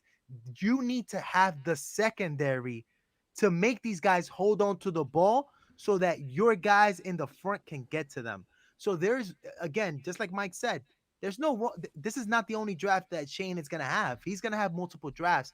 So it's the one question we just don't know, who he likes more, Tibbs or Sauce, if they're both there. And then good point there, Tony, as I popped in Nate here. Nate, what's up? Let me get this. What's up, gentlemen? Good to see you guys. How we doing here? 2 weeks away from the draft. We doing, man. Yeah. I think we all impatient. How are you feeling? Absolutely. I'm feeling great, guys. I mean, we are 14 days away. We are YA Tittle days away, as Justin Pennick on Twitter would say. I am excited, and it's good to put a face to the name, Antonio. Good to see you. I remember we talked a while back on Twitter. Absolutely, Manny, brother. good to see you. Ash, as always, good to have you with us. Are while you you're at Target, Ash? That's my question. Did he say anything? He's helping a customer. He's at Target. Yeah, he's at Target, definitely. He's in customer service. We're fine. Anyway, Did y'all hear me? Yeah, we hear you now. No, No. I'm not at Target. Oh, okay. Heard you. Anyway, though, it is good to see you guys. I think you're right, Antonio. We will see come draft day a lot of things. I guess I don't know necessarily that it's more of a grade thing. I think we'll see what his philosophy is. And I think we'll see the telling thing about these draft picks is going to be how we intend as a franchise to handle this team's future. And when we're looking at Wink Martindale's system, you're absolutely right. On a certain level, the edge position players aren't necessarily in the same archetype as a standard defense might be, because you're not expecting them to have one-on-one reps as I guess, not as important, but as crucial as in other defenses, because your intention with a Wink Martindale scheme is to obviously get free rushers via the blitz. So I see what you're saying there. I think the issue comes in the fact that when you have an elite pass rusher like a Kayvon Thibodeau, like an Aiden Hutchinson, like whoever else you're bringing in, right? And in that idea, we do have to remember that he doesn't blitz every down. And on some level, we are going to have a need to create pressure even when we're not blitzing. And then also, when we are blitzing, certain pickups are going to be created, certain stunts, certain games, and certain blitz packages as well are going to be created with the idea that as the offense adjusts and as the offense shifts protection to one side, slides one way, blocks it back, keeps a tight end in, that's going to manufacture one-on-ones for your best pass rusher. And if you have a Kayvon Thibodeau on the field, if you have I don't know, an Aiden Hutchinson, whoever you feel is the premier pass rusher in this draft, if you have that guy on the field, that's just going to continually increase your production. And when you're looking from that defensive standpoint, the entire point is you want to be in the quarterback's face. So I guess what I'm saying is the more you can do to get there, the better. And what you're saying is corner being more important. I tend to agree with that. I think in this system, it is very important to have lockdown corners, and that's why I don't think it's smoke with Sauce Gardner. I think that's real. I do believe that the Giants are very interested in him just because he does seem like he was built in a lab to be a Wink Martindale corner. So I think, and I was just recording with Fisk a podcast episode about this, and he said he doesn't think the Giants are interested in Sauce. He thinks they want the Jets to take Sauce. He has some interesting opinions. Anyway, though, I think with Sauce, I would say that, and Kush, I believe it was you that brought this up. I think this is a good point that you brought up. It's very possible that we're waiting to see what happens with Sauce and whether he does go at 4, and we'll decide what to do with James Bradbury based on that. I think that would make a lot of sense. I think even if we don't end up taking a corner in this draft, it's not necessarily an absolute miss. I think we have a lot of young talent on the team that people are tending to forget about. Aaron Robinson spent a lot of time injured last year, but once he did get back, he did have some flaws in his game, but there was a lot of promising tape. He was sticking with his man in the hip pocket very nicely in bump and run. He was playing well in trail technique. The one flaw you had with his game is that he tended to lose the ball at the height of the route. That's a little bit of an issue, but it's something you can work on. I would say with him, with Adoree Jackson, with Darnay Holmes, or as Fisk would say, Darnary Holmes, with those players on the team, I think it's difficult to say that, again, like you mentioned, there's going to be other drafts. It's difficult to say that we absolutely must address corner this year. So I think, and I've been a proponent of this for a while, and I promise I am about to stop talking in a second. I've been a proponent of this for a while. I think the Giants need to just let this draft come to them. So with that being said, I would love to hear your thoughts on any of that.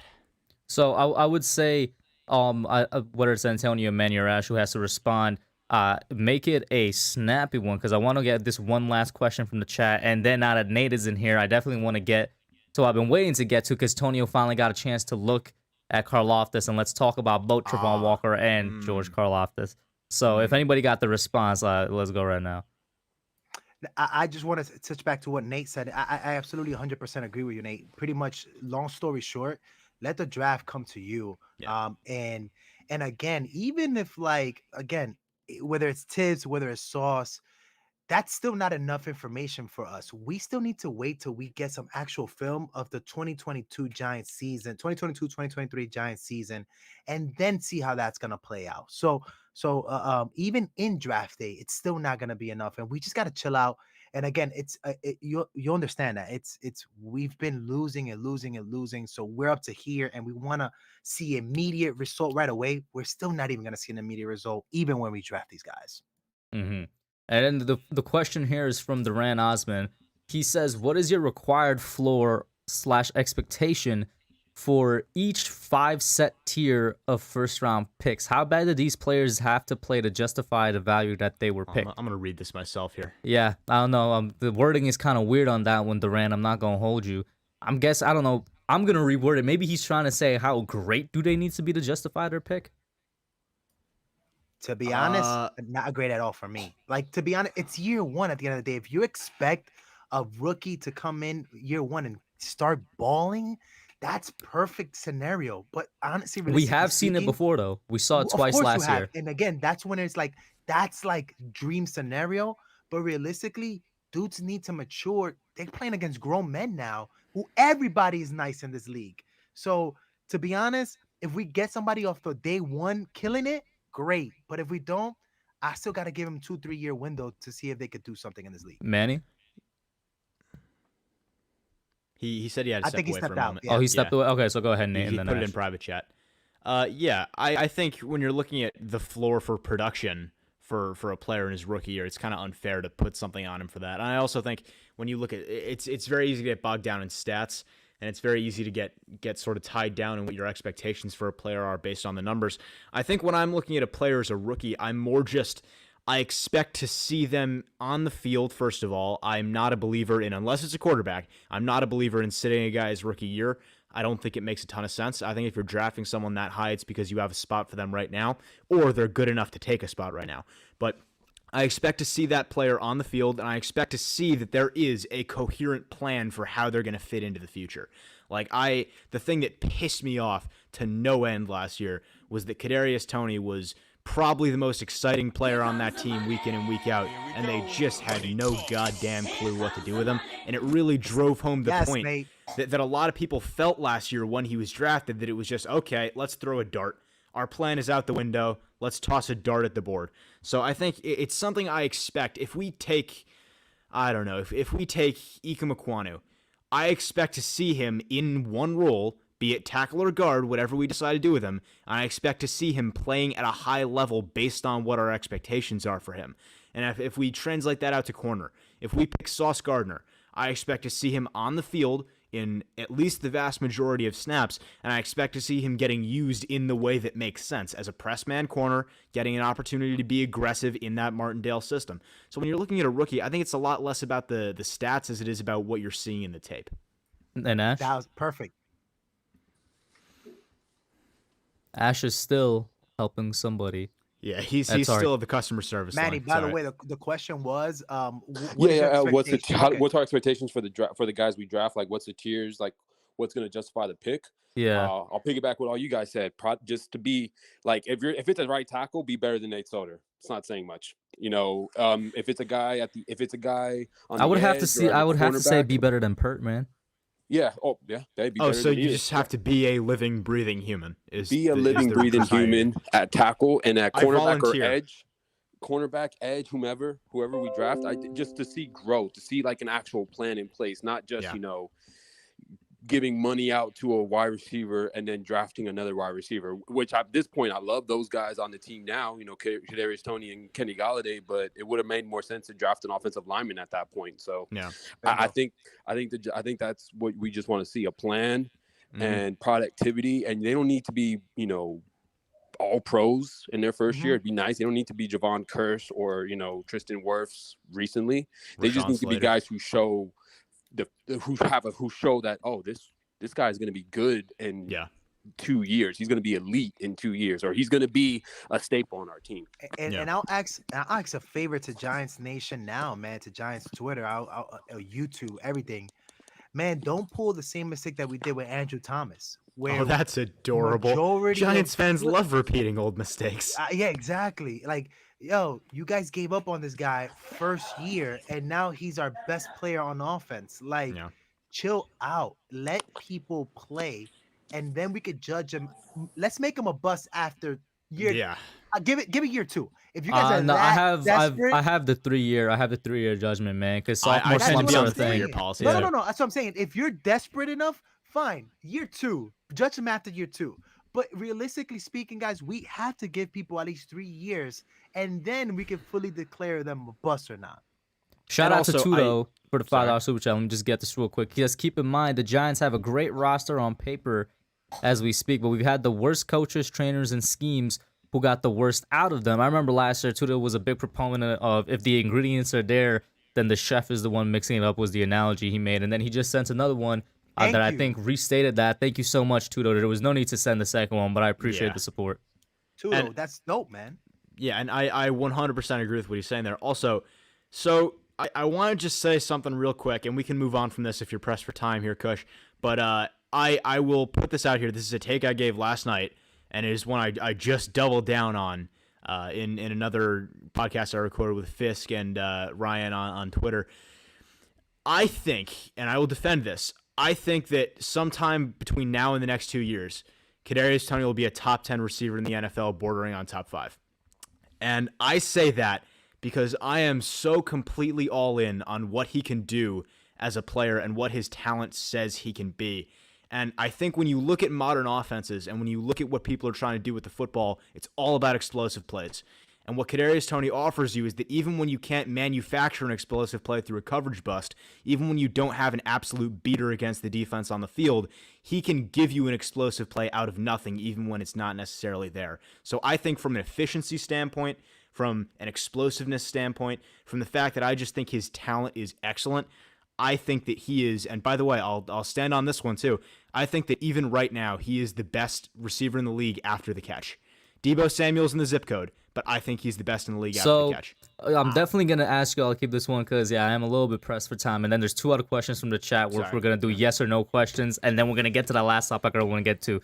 So Tonio, Manny, then Ash. If Ash is there, real quick response to that. Whether you agree, yes or no? Nate, I just want to know. Okay, you said next year. Where is he gonna be? In Said the top 40, 10. You said. I said no, don't put words in my mouth, Coach. Sometime between now and the next 2 years, Right. he will become a top 10 receiver in the NFL. What do you think he's gonna be at next year? Just out of curiosity. I'm not sure. I don't know. I have just come up with this last night. I haven't thought through the arc here, but I think that as a landing spot, sometime over the next 2 years, he will catapult himself up there. Now, the 2 things that I'll say, it all depends if he's not injury prone or if he stays healthy. That's obviously the obvious thing. Sure. And then another thing too is, that's some high expectations. I do agree with you that he could be that monster of a guy. To say top 5 eventually down the road, it's a lot to ask. But it's aggressive. It is. Hey, listen, from your mouth to God's. I hope God's ears, that brother. God's ears. Manny. Sorry, Ash, is your name Manny? Mute your mic. Watch your mouth. Go ahead, Ash, and then we'll get I'm Manny. trying to piss you off, Ash. Nah, you good. Listen, I don't even know what the question was. Not gonna lie. All right, in the next 2 years, just give me a yes or no. Nate, whether you agree or not, Nate said within the next 2 years, Kadarius is going to catapult himself to be a top 10 wide receiver. Bro, hell no. Okay. Kadarius Toney. All right, thank you for that. Now, please go back to helping customer service. Thank you. Bro, I'm not even at Target. I had a kind of sounds like you are though. Actually, not gonna lie. That's my TV. Oh, okay. Anyway, I love the effort level that we're getting from Ash here. This is great. Effort. High quality stuff. So you know what? I don't gotta prove nothing to you.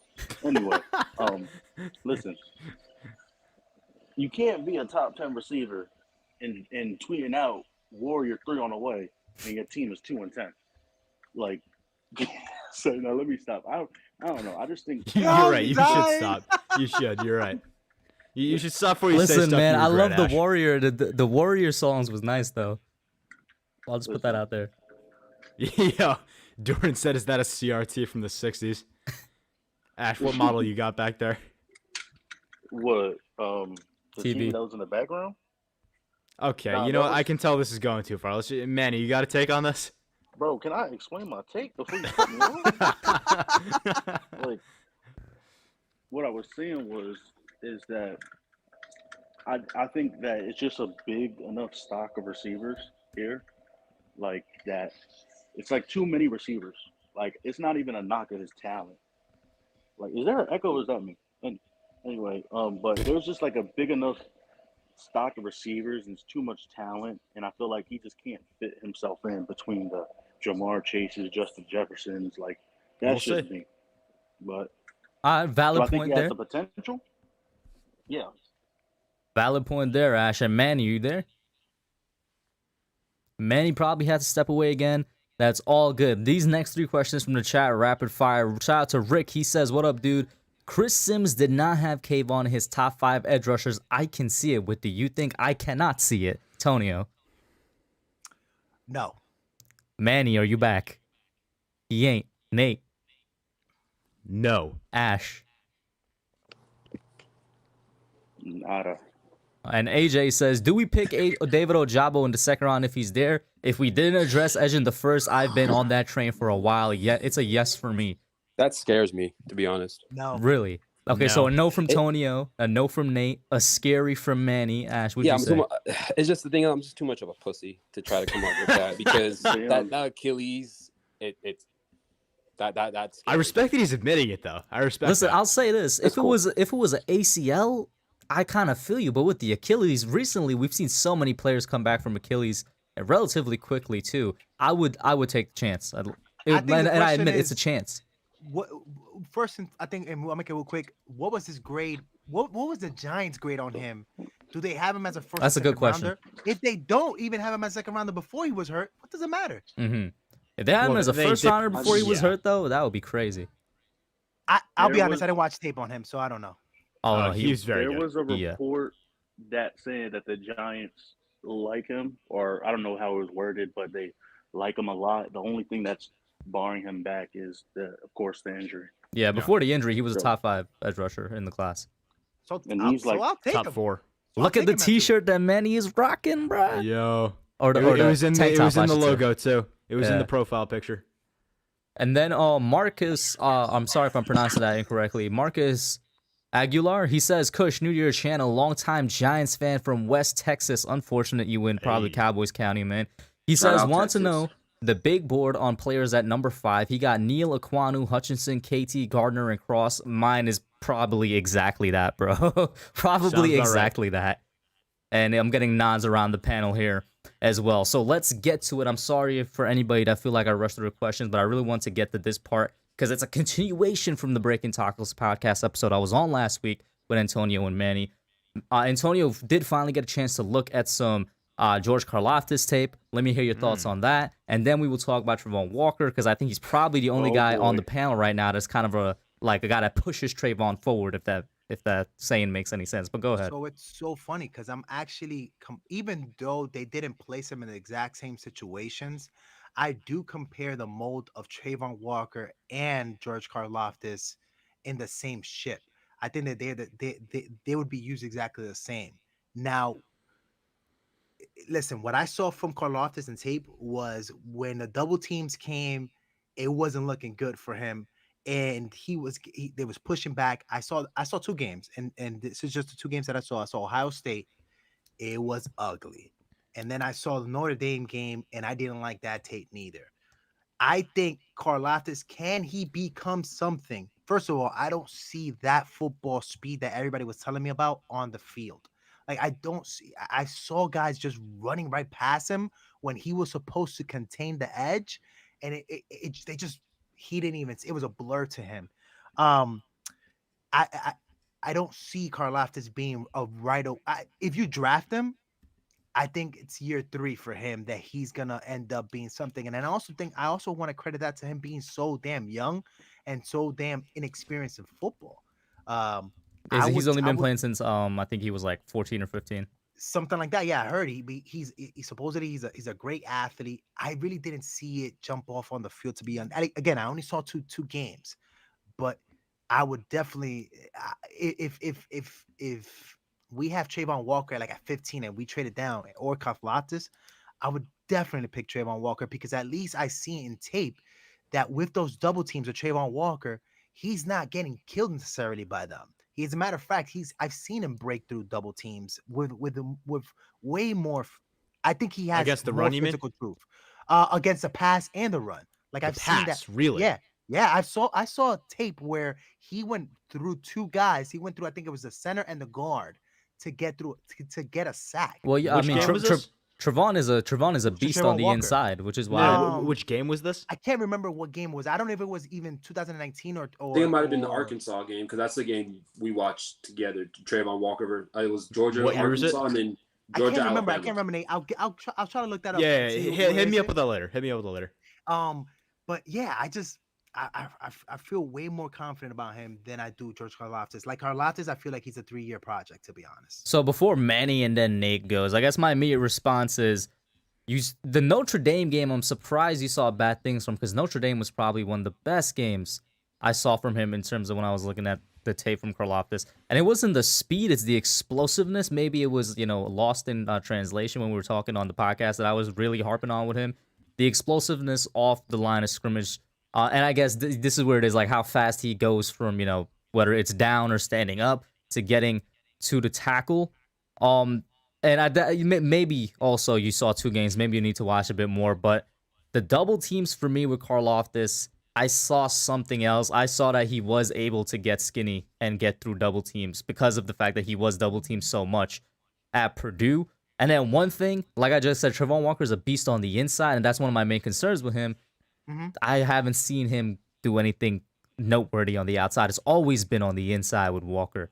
By the way, with Karloftis, did you like him more standing up, or did you like him more with a 3-point stance? Because I liked him more when he was on a 3-point stance and he was. Oh yeah, standing up. he's Yeah. a defensive lineman. Let's be So clear yeah, about so this. he's This is a better position to rush yeah. from. So I will say, I like him more when he's in that traditional spot. But I hesitate when saying that because then some people take it as he doesn't have the potential to be stand-up, and I think he definitely has the potential to be a stand-up rusher. I think he fits perfectly in a scheme as a power rusher. Absolutely. Yeah, right. I also, I don't want to jump the line here, but I do want to respond to what you just said before we lose it here. I think, yeah, he has the potential to be a stand-up guy, but also, what's the point, really? I think he's a defensive lineman through and through, and if he's like what you see as being a defensive lineman through and through, why are you going to waste time putting him in a 2-point stance? You got him as a DE in a 3-4? Yeah. Ooh. Or a 4-man front. I'm not. I think when you're looking at guys and saying they have to be a 4-3 defensive end, that's putting a big box on them because there's not that many 4-man traditional fronts left in the league, actually. It seems to be sort of a dying breed. A lot of people are opting for the versatility of a 3-4.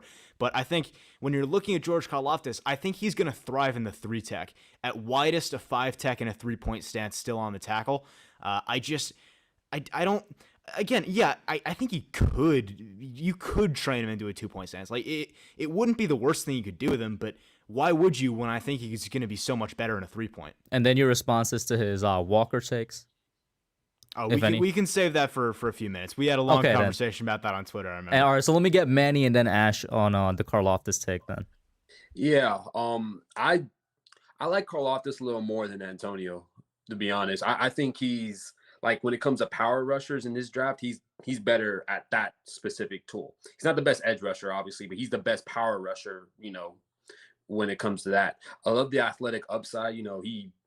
I love first off, when we break down, like when me and Antonio break down, players and all this stuff, it's not so much just the tape, but it's also like I personally like listening to interviews, press conferences, specials. I want to know what this dude, how they talk, what's in their mind.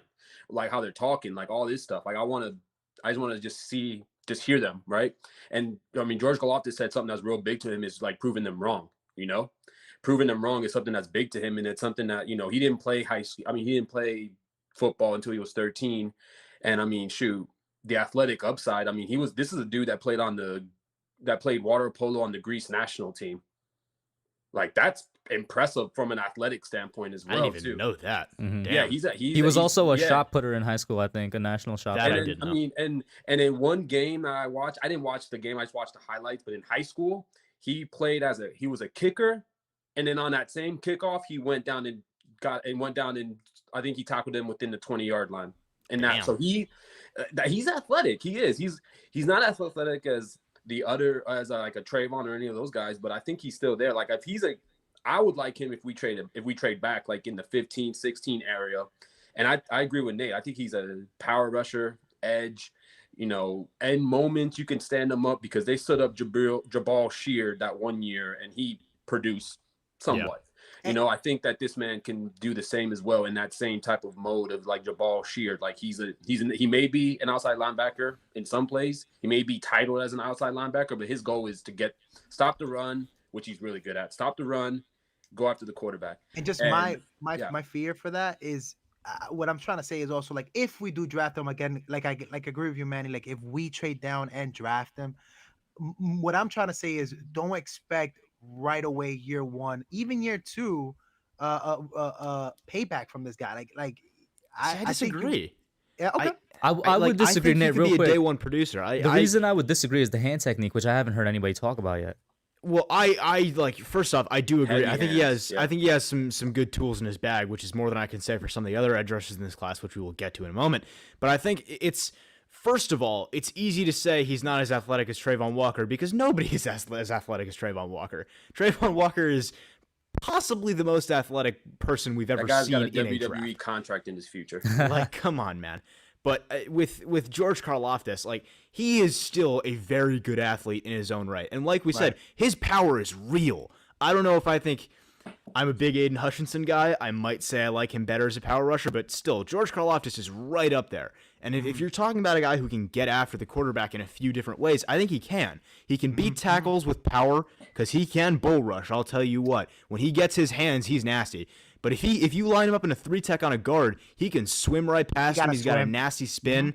I mean, this dude's got technique too. And when I see him in the run game, yeah, he's not a Hutchinson. He's not a Trayvon Walker. Like, he's not going to be necessarily an impact player in the run game, but he's going to take up gaps. he's going to be perfectly good at taking up gaps, and that's something you're looking for in a down defensive lineman. So I think when you're looking at Karloftis as producing day one, maybe you're not going to see like 15 sacks rookie year. Maybe you're not going to see a ton of tackles for loss. Like, that's not his game, though.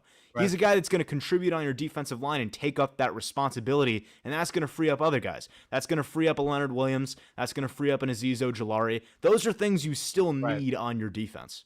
And then let me feel get like Ash, you is there? about to explode right now. Listen, As he always is. listen, I'm not gonna say that either of these players aren't, good.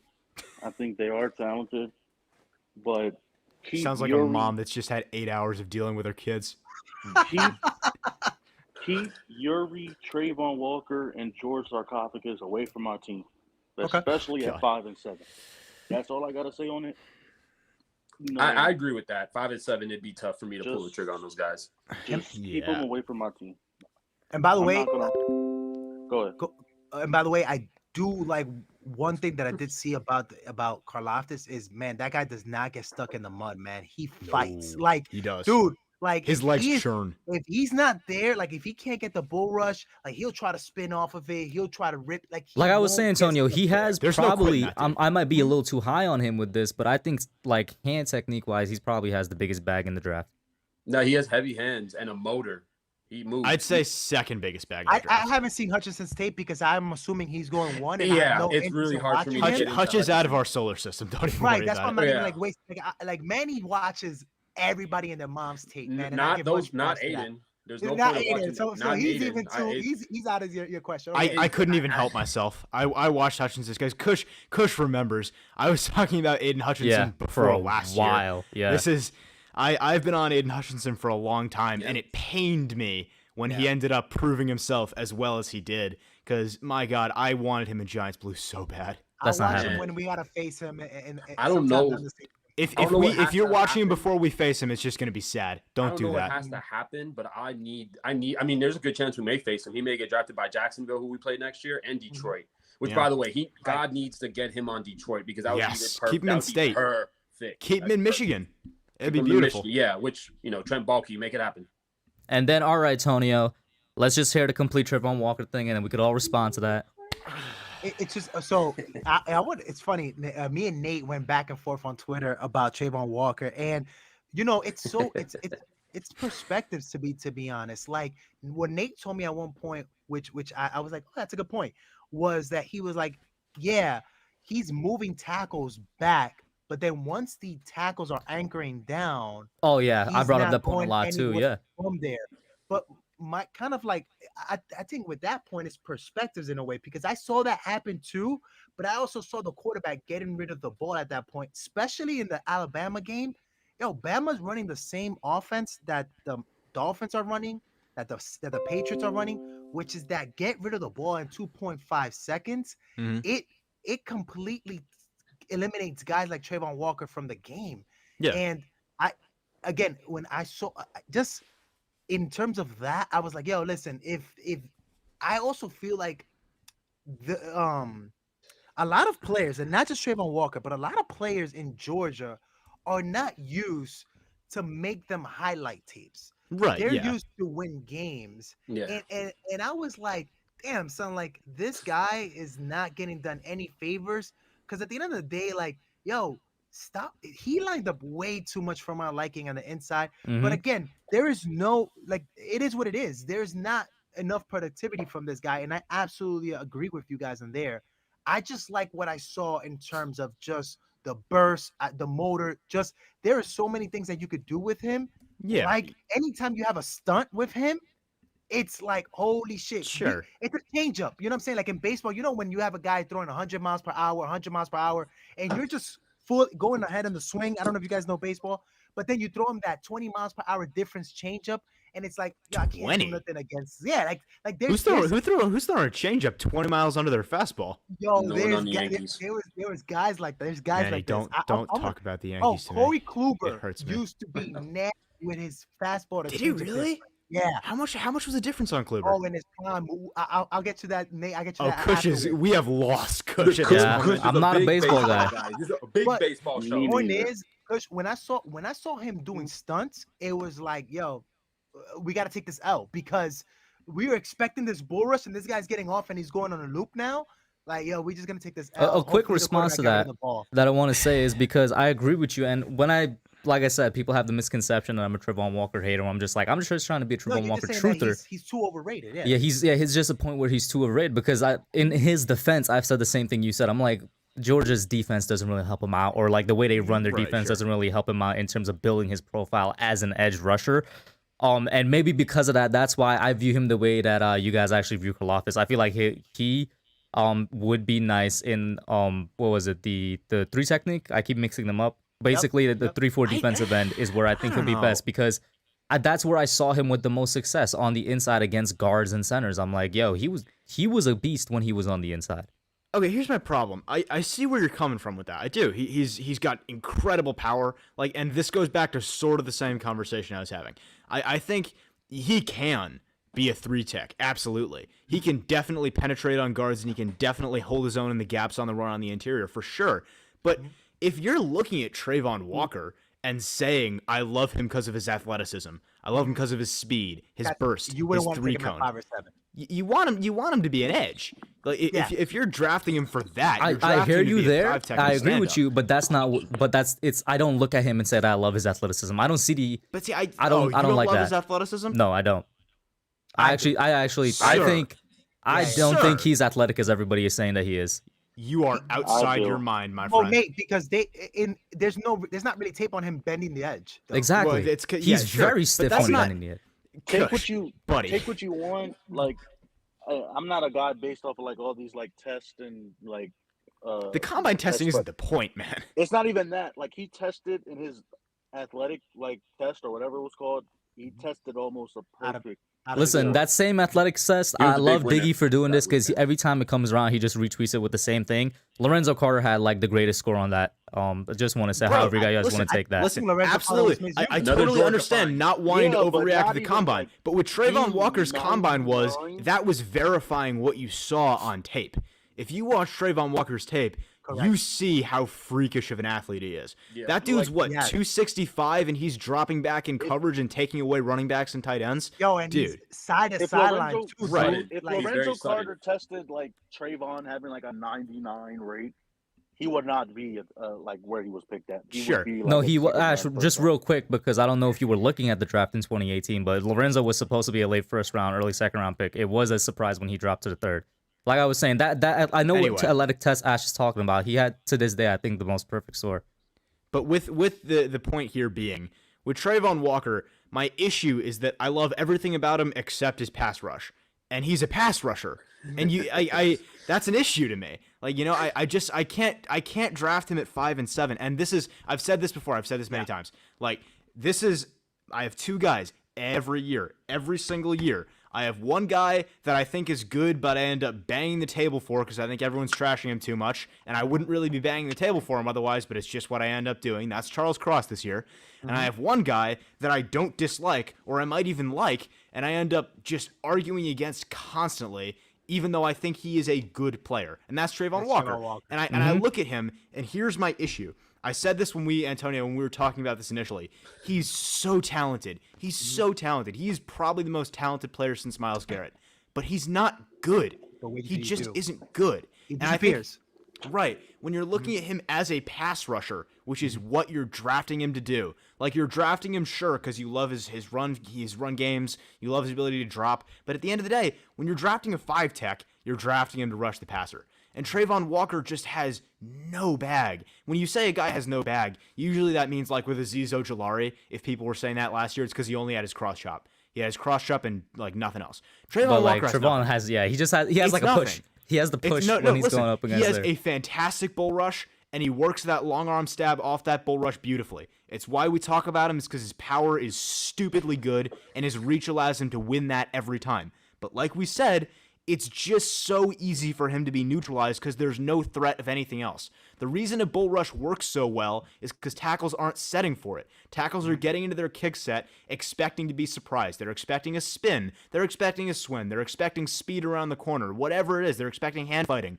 Whatever tackles are setting for, they know they don't have to worry about it with Trayvon Walker. So inevitably, every game you see him play, He has a great first bull rush, a great first long arm stab, and it works really well, and he penetrates into the pocket. He doesn't quite get there, but like you said, Antonio, he pressures the quarterback, and he gets him to throw it out early. And then immediately after that, tackle sets for power every single time. Wide base, not getting deep into his kick set, expecting the power, and all of a sudden he's stonewalled. Nate, and Antonio, real quick saw- before you go, because I that's want to what I add on saw. 2 things to what Nate was saying, right? Just like Nate said, nobody here is against Trayvon Walker, and I've said it on you guys' podcast, and I was it's just like 5 or 7. I was like, the Eagles don't need him anymore. But before they signed Hassan Reddick, I was like, that's a perfect landing spot for him, both in terms of where I think he should go in the draft, and I'm like, man, he would have learned so much from the guys in the Eagles edge rushing group. But like teams, right? That's where I see him going. But also off of what Nate just said, and like our main problem with him being lack of just pass rushing moves. I think he can develop it over the next couple of years. It's just like because of the fact that there is 0 there right now. Yeah, top 10. No, I'm not doing it. I got you. No, it's completely. It's the exact same conversation that I have with Karloftis in a sense. Like I would not want to take Karloftis at 5 or 7. And you guys wouldn't want to take Trayvon Walker at 5 and 7. I completely understand that. And just one thing to Nate to that where you're absolutely right. The tackles are just gonna be like, yo, you know what? He's just gonna bull rush me to death. But that's when, if I'm a defensive coordinator, I'm like, okay, that's when we're gonna pull the stunts. But that's when you're gonna really get somebody hurt. You could get a quarterback hurt right there in that type of situation. But on top of that, too, is I really do, because his athleticism, I think he can develop another game besides just having that bull rush. And I wouldn't even want him to be on a 3 technique. I would exclusively want him to be the outside linebacker on a 3-4. Absolutely. Agreed. And not a 3 tech at all. Can they have him? I just want to go ahead. Go ahead. No, finish your statement, bro. Would I be okay if they once in a blue play him inside, maybe in a NASCAR type of package? Because at the end of the day, even though you're running a 3-4, like Nate said again, you could have that nickel situation where you're gonna have 4 down linemen even in a 3-4. That's absolutely fine. Cool. If you want to put him in a Justin Tuck situations, I think that's perfect for him too. He could be that inside guy on a Justin Tuck NASCAR package. But in a 3-4, and the Giants want to pick him up, he's exclusively a linebacker, and he's a crazy compliment to Azeez Ojulari, who is a speed rusher, and he's going to be the power rusher. You move him around all day, both of those guys. It's gonna. I really would love to see that if it does happen. If it doesn't happen, literally, I just want to say I find this funny because it's just like you said. The way I view Walker is the way you view Karloftis, and the way you view Walker is the way I view Karloftis. It's hilarious. Exactly. Yeah. Yeah, I think for me, like I just look at Trayvon Walker and I say, like you bring up the stunts, and absolutely, I agree. His athleticism purely on that stunt and the power that he brings to it 100% makes him an ideal looper around to the interior. It opens up a lot of things in your pass rush game. I agree. But the point is that stunts are changeup, just like you said. And you don't draft the guy for his changeup. You draft him for his fastball. And Trayvon Walker just doesn't have a fastball right now. He has no four-seamer. So I look at Trayvon Walker and I say, yeah, you're absolutely right. He could be taught. He could be coached. But then I look at other guys in this class and I say they already have it. They already have that from day one. And I look at Trayvon Walker and I say, by the way, I agree that primarily you want him as a 5 tech in that outside linebacker spot, but I also think that his versatility allows you to use him as a chess piece a little more frequently than that too. Primarily, 100%, he needs to be your outside linebacker, but you can shift him in certain packages like you're saying. And I think that versatility is very valuable. Defensive coordinators these days love chess pieces, and he's the ultimate chess piece. The problem with Trayvon Walker has been, and will continue to be, that in his primary role, he just doesn't execute job number one. So I think when I'm looking at that and I'm saying, yeah, he could develop that, I'm saying, yeah, he could, but how many times do you bank on what could be developed and doesn't happen? And then I look at these other guys and I say, okay, I might not have to spend that high a pick on, I don't know, Jermaine Johnson, George Karloftis. And I say, I'm not going to have to spend that high a pick. I could potentially trade back and still get them, and they already have a bag of tricks. They already have a spin, a swim, a club, a swipe, etc., etc., etc. So I look at that, and I say the value just doesn't line up for me. And to say this one last time, to drive the point home, I would not be mad at having Trayvon Walker on the Giants. That is a guy that you are excited to see walk into camp. You're excited to see him as soon as he lines up in the preseason. You're excited to say, all right, what you got, Wink? What you doing with him? What are you doing with Trayvon Walker? I want to see it. That's a guy you're excited to see make progress. The only thing is, when you're looking at it from a pragmatic standpoint, it's tough to justify. 100%. I got you. Ash, what were you gonna say? I was just saying there's 3 players that I've been saying keep away from my team for the entire offseason. Number 1, George Sarcophagus. Number 2, Tyler Linderbaum. Oh, no. Number 3, Trayvon Walker. Yuri Trayvon Walker. That's his first name. I don't know what's up with these Georgia players having these weird first names. Tate Crowder, first name is DeQuartavis Crowder. Are you serious? Is that for real? Bro, yes. Yeah. Let me look this up, bro. Oh my god, it's It true. is they Cortavius. Oh my goodness. Oh man. I mean, Trayvon let's hold on. Walker's first name Just is time out. Yuri. All of us that stream Giants games, like we all, like at some point, will be on for a Giants game stream. If we see Tay Crowder, we are calling him DeQuartavis. Yeah. Let's be honest.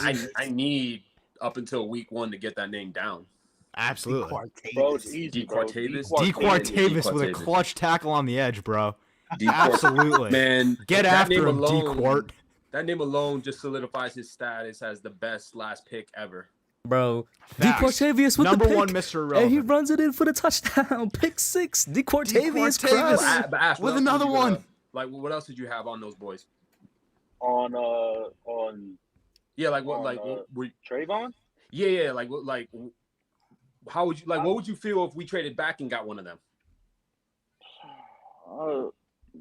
Not even, Oh bro. God. Ash, Not even. Ash is either definitely at Target and lying to us, Bro, or he's baked I'm out in of his my mind. car. Let's be honest here. I'm in my Oh, he's car, hotboxing. bro. Anyway, Oh, yeah, Hell for yeah. sure. For bro, sure.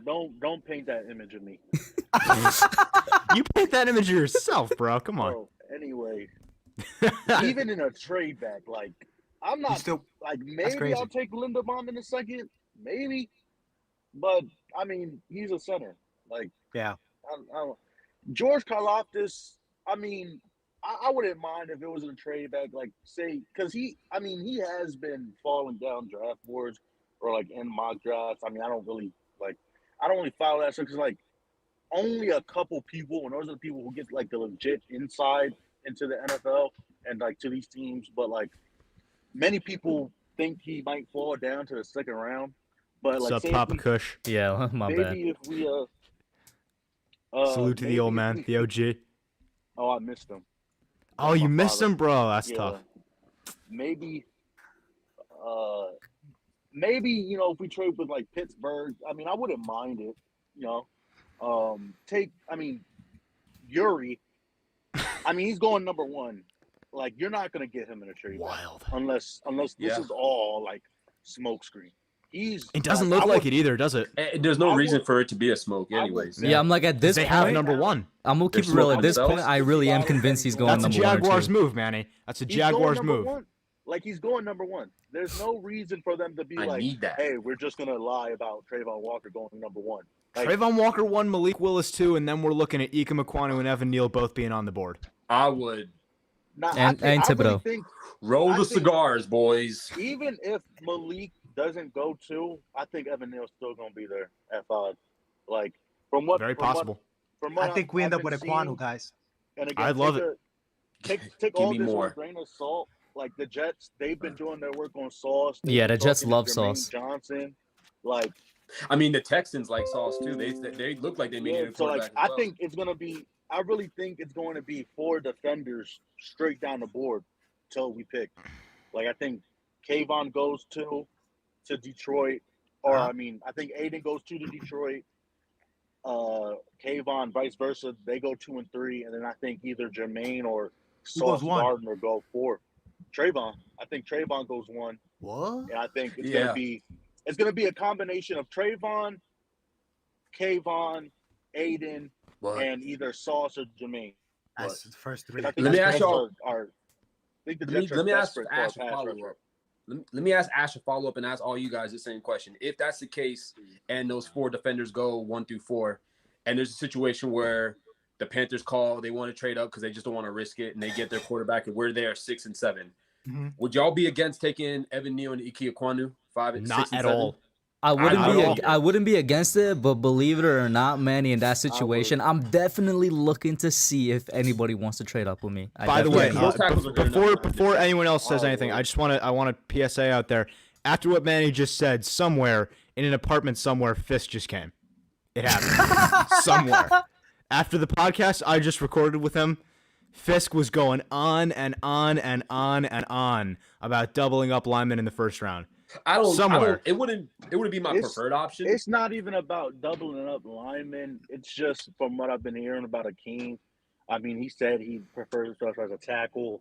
Like, I feel like we would be in a similar situation to what the Ravens were in, the Ronnie Stanley and OBJ, right? Yeah. Yeah, so you're literally gonna have Akeem for like just his rookie deal, and he probably I don't know. That's just me. I wouldn't prefer it. I wouldn't be against it as well, but I wouldn't like to. Like, I would still want to get Stingley.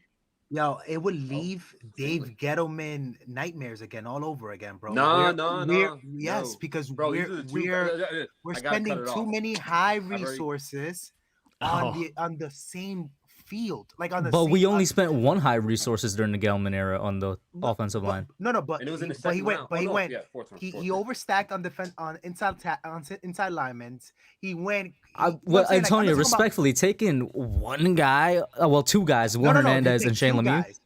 No, so if you that's overstacking. No. I'm talking about right now. If you take Neal and Ekwonu in the right back-to-back picks, I feel like you're doing yourself a disservice. You should be addressing different things on your team. So yeah, I tend to agree. I would absolutely want to get out of there. If I'll pick the best tackle that I have, and I have to get out of there. I need New Orleans. I agree with you, but I disagree with the Gelman statement because I feel like he did the exact opposite of overstack. No. Let me. No, but look at where he went. Oh, Antonio, let me jump in here. Yeah, because Antonio, man, he knows how I feel about bringing up Gettleman. Like the man is done. It's over. I don't want to speak about this guy anymore. I get annoyed when people like to talk and forget like this man didn't give us 2 first-round picks before he left and didn't draft good players here and there. Like, I'm not. This is not a Gettleman appreciation post. I think he's the worst GM in the history of New York sports. I feel like there's gym teacher. I feel like there's athletic directors in some fucking PS 183 school in Brooklyn that's better at his job than what Gabe Gettleman did. Yo, IS 69, 5 of us together, we can be the Giants GM. Let's go. Right. Yeah, we got this. That being said, I think what you're doing is that you're drafting whoever, like it'd be Evan Neal tackle, and then you would put Ekwonu in guard, and then there's your Zach Martin trade or pickup that the Cowboys did. They drafted a tackle and they put him at guard, and now that dude was an all-pro. Yeah. And I'm not saying that's like my first option. I wouldn't hate it because then I would finally put an exclamation point to that offensive line. That would be it. You would just at that moment just address everybody else. Let me get this super chat real quick, guys. Wait, guys, give me a second. Let me get this super chat, right? Shout out to Tudo for the $10 super chat. I appreciate it, man. He says, Kush, our team, and by the way, he's referring to his rugby team, was the worst 3 years ago until the owners changed the GM, coaches, and trainers, and U.S. Navy drill instructors with almost the same rosters. We've been winning and destroying the opponents, reiterating the points he was making earlier about if the ingredients are there, then it's got to be the chef's fault.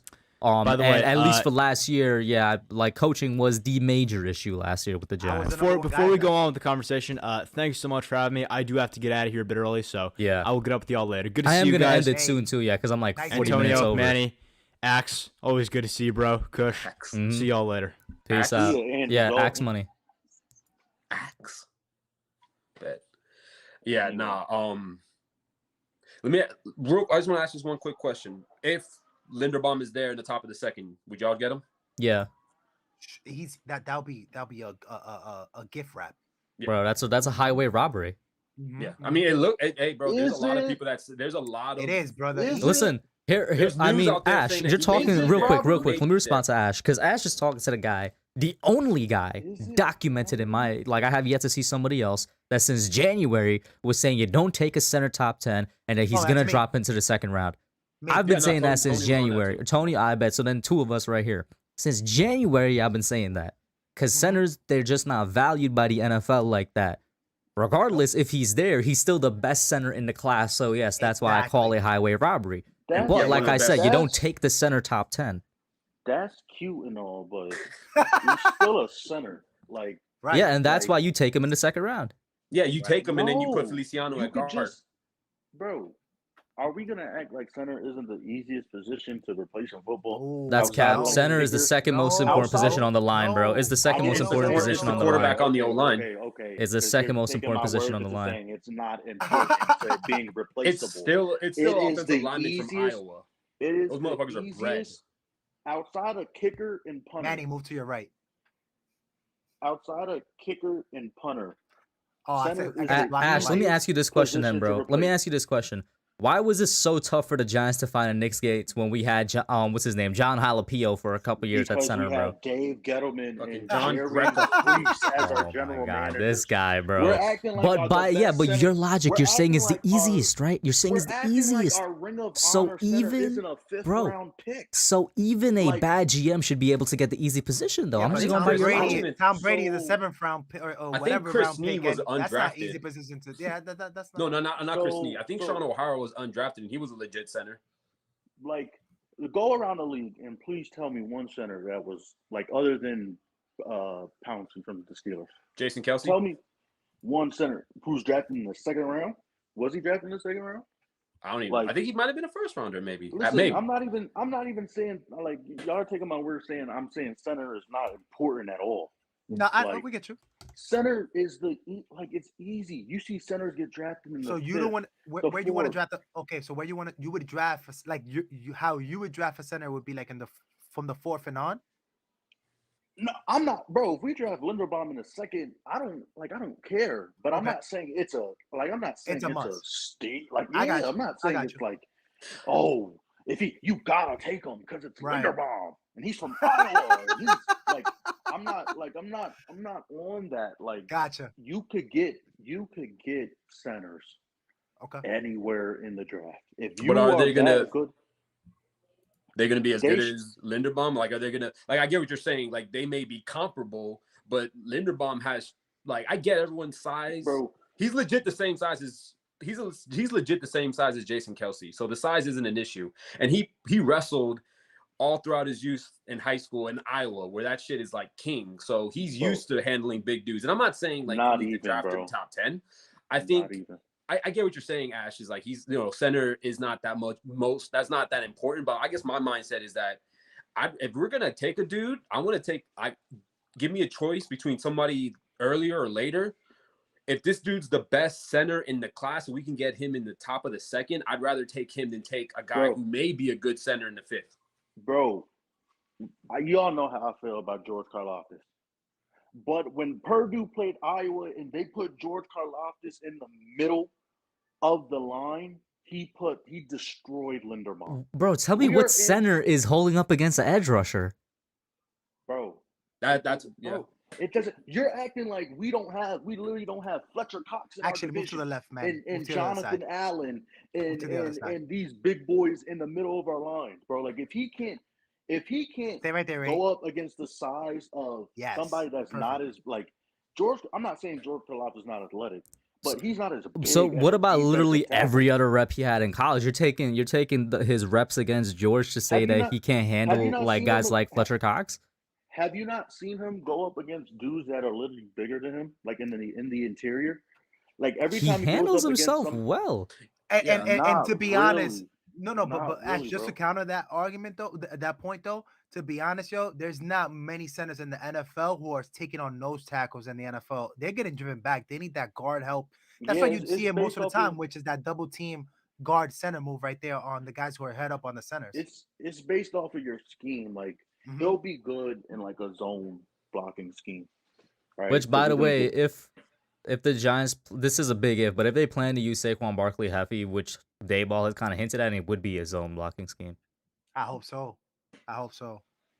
yeah, but my thing is just like I don't know, man. I'm just not for taking a center. We Like we gonna in the close it first off two rounds. here though, Like- because I'm like way over the limit with my I know, time. I got you. It's just like and Yeah. again, you got to take into account the player. Like let's just say you go like I don't know. Let's say you go Evan Neal and not Petrie. I'm gonna get to my point. Evan Sauce. Neal and Kayvon or Sauce, like you're gonna have guys like Petrie. You're gonna have other like good players. You're gonna have linebackers there. Maybe even the Kobe Dean might fall to the second round. Am I gonna pass up on that for a center? I'm sorry, I'm not. That's just me. Not fair. Respect. And then yeah guys, let's close it out here.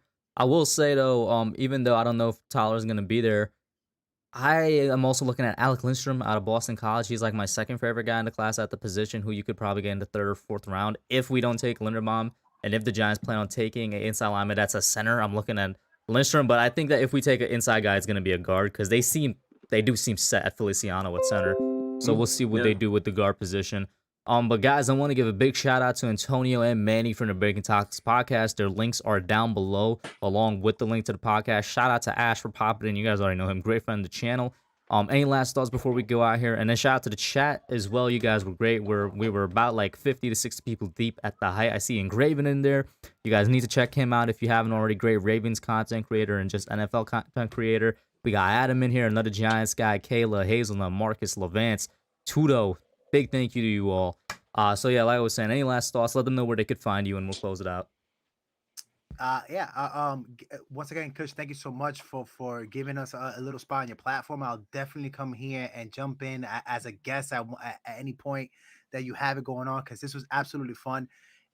Big shout out to your chat. I've been watching the chat in my other screen the whole entire time. It's super fun to just watching you guys. Kayla, Hazelnut. There's so many people in there that was actually giving good points, man. And much props to your followers and the people that are interacting in the chat. That's pretty dope. And once again, I appreciate made some people mad. Yeah. But Ash, when haven't you? When coming on? You know, that's just the motto you gotta have. You know, not everybody gonna like you. And like Vibes Triple H mentioned said it earlier, best.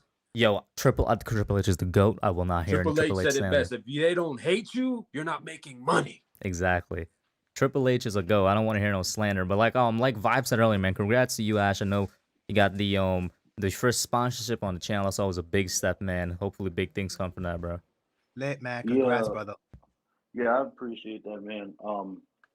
You know, I've been away for a minute, like from the YouTube thing, but since the semester's closing down, I'm gonna be back. I'm actually I'm starting to do my first mock draft, or my first and only mock draft for this year. Video. I'm probably gonna release that like a week before the draft, probably next week. And in terms of the sponsor, On 420, if maybe don't listen. I have no affiliation with 420. This is the second time he had to say that.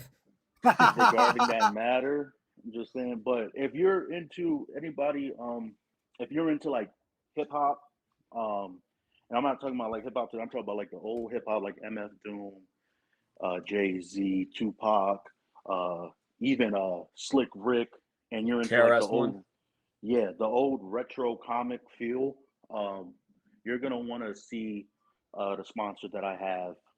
He has a lot of dope stuff and a lot of dope artwork, so and clothing as well, graphic t-shirts and stuff like that. So stay tuned for that if anybody is interested. And yeah, thank you for having me on. And I think you're doing the mock draft video thing Sunday, right? Yeah, I'm gonna speak on that a little bit after Manny. Go ahead, man. Yeah, no, Kush, appreciate you, man. Thank you for letting us come on and be on your platform. Tonio, you're the one that got me into this, bro. You're the one that let me join your platform. So I appreciate you. And Ash, you're always badass to talk to, and your page and your content is lit as fuck. And I'm so happy for you. Outside of the podcast inside, bro, your scholarships, that's awesome as hell. Congratulations on that, bro. Mm-hmm. I know you're in college as well. So shout out to you guys working hard. Keep it grinding. And hey, 100. You know, hey, just follow me, Manny Madrigal 58 on Twitter. Follow BT Giants. Follow our YouTube page. I appreciate everyone for the support. And go get a bag. Go get a bag and get my man's shirt. Exactly, absolutely, bro. I'm getting mine this week. I appreciate that, man. I appreciate that. So real quick on the mock draft stream, Ash, this Sunday is going to be the last mock draft stream, because the Sunday after that, I mentioned it earlier, I will be doing a Jeopardy game, basically with the NFL draft. Maybe I'll do multiple in one stream, But basically, that's going to be some little fun the week of the draft, and we break up for the whole kind of mundane mock draft things we've been doing for like so many months now. I feel like everybody's going to get tired of them if they're already not. But once again, guys, big shout out to y'all. I appreciate everybody on here. This was a great stream. Catch the replay if you just tuned in, because I know I started earlier than I usually do. But that's it for now, guys, and we out. Peace.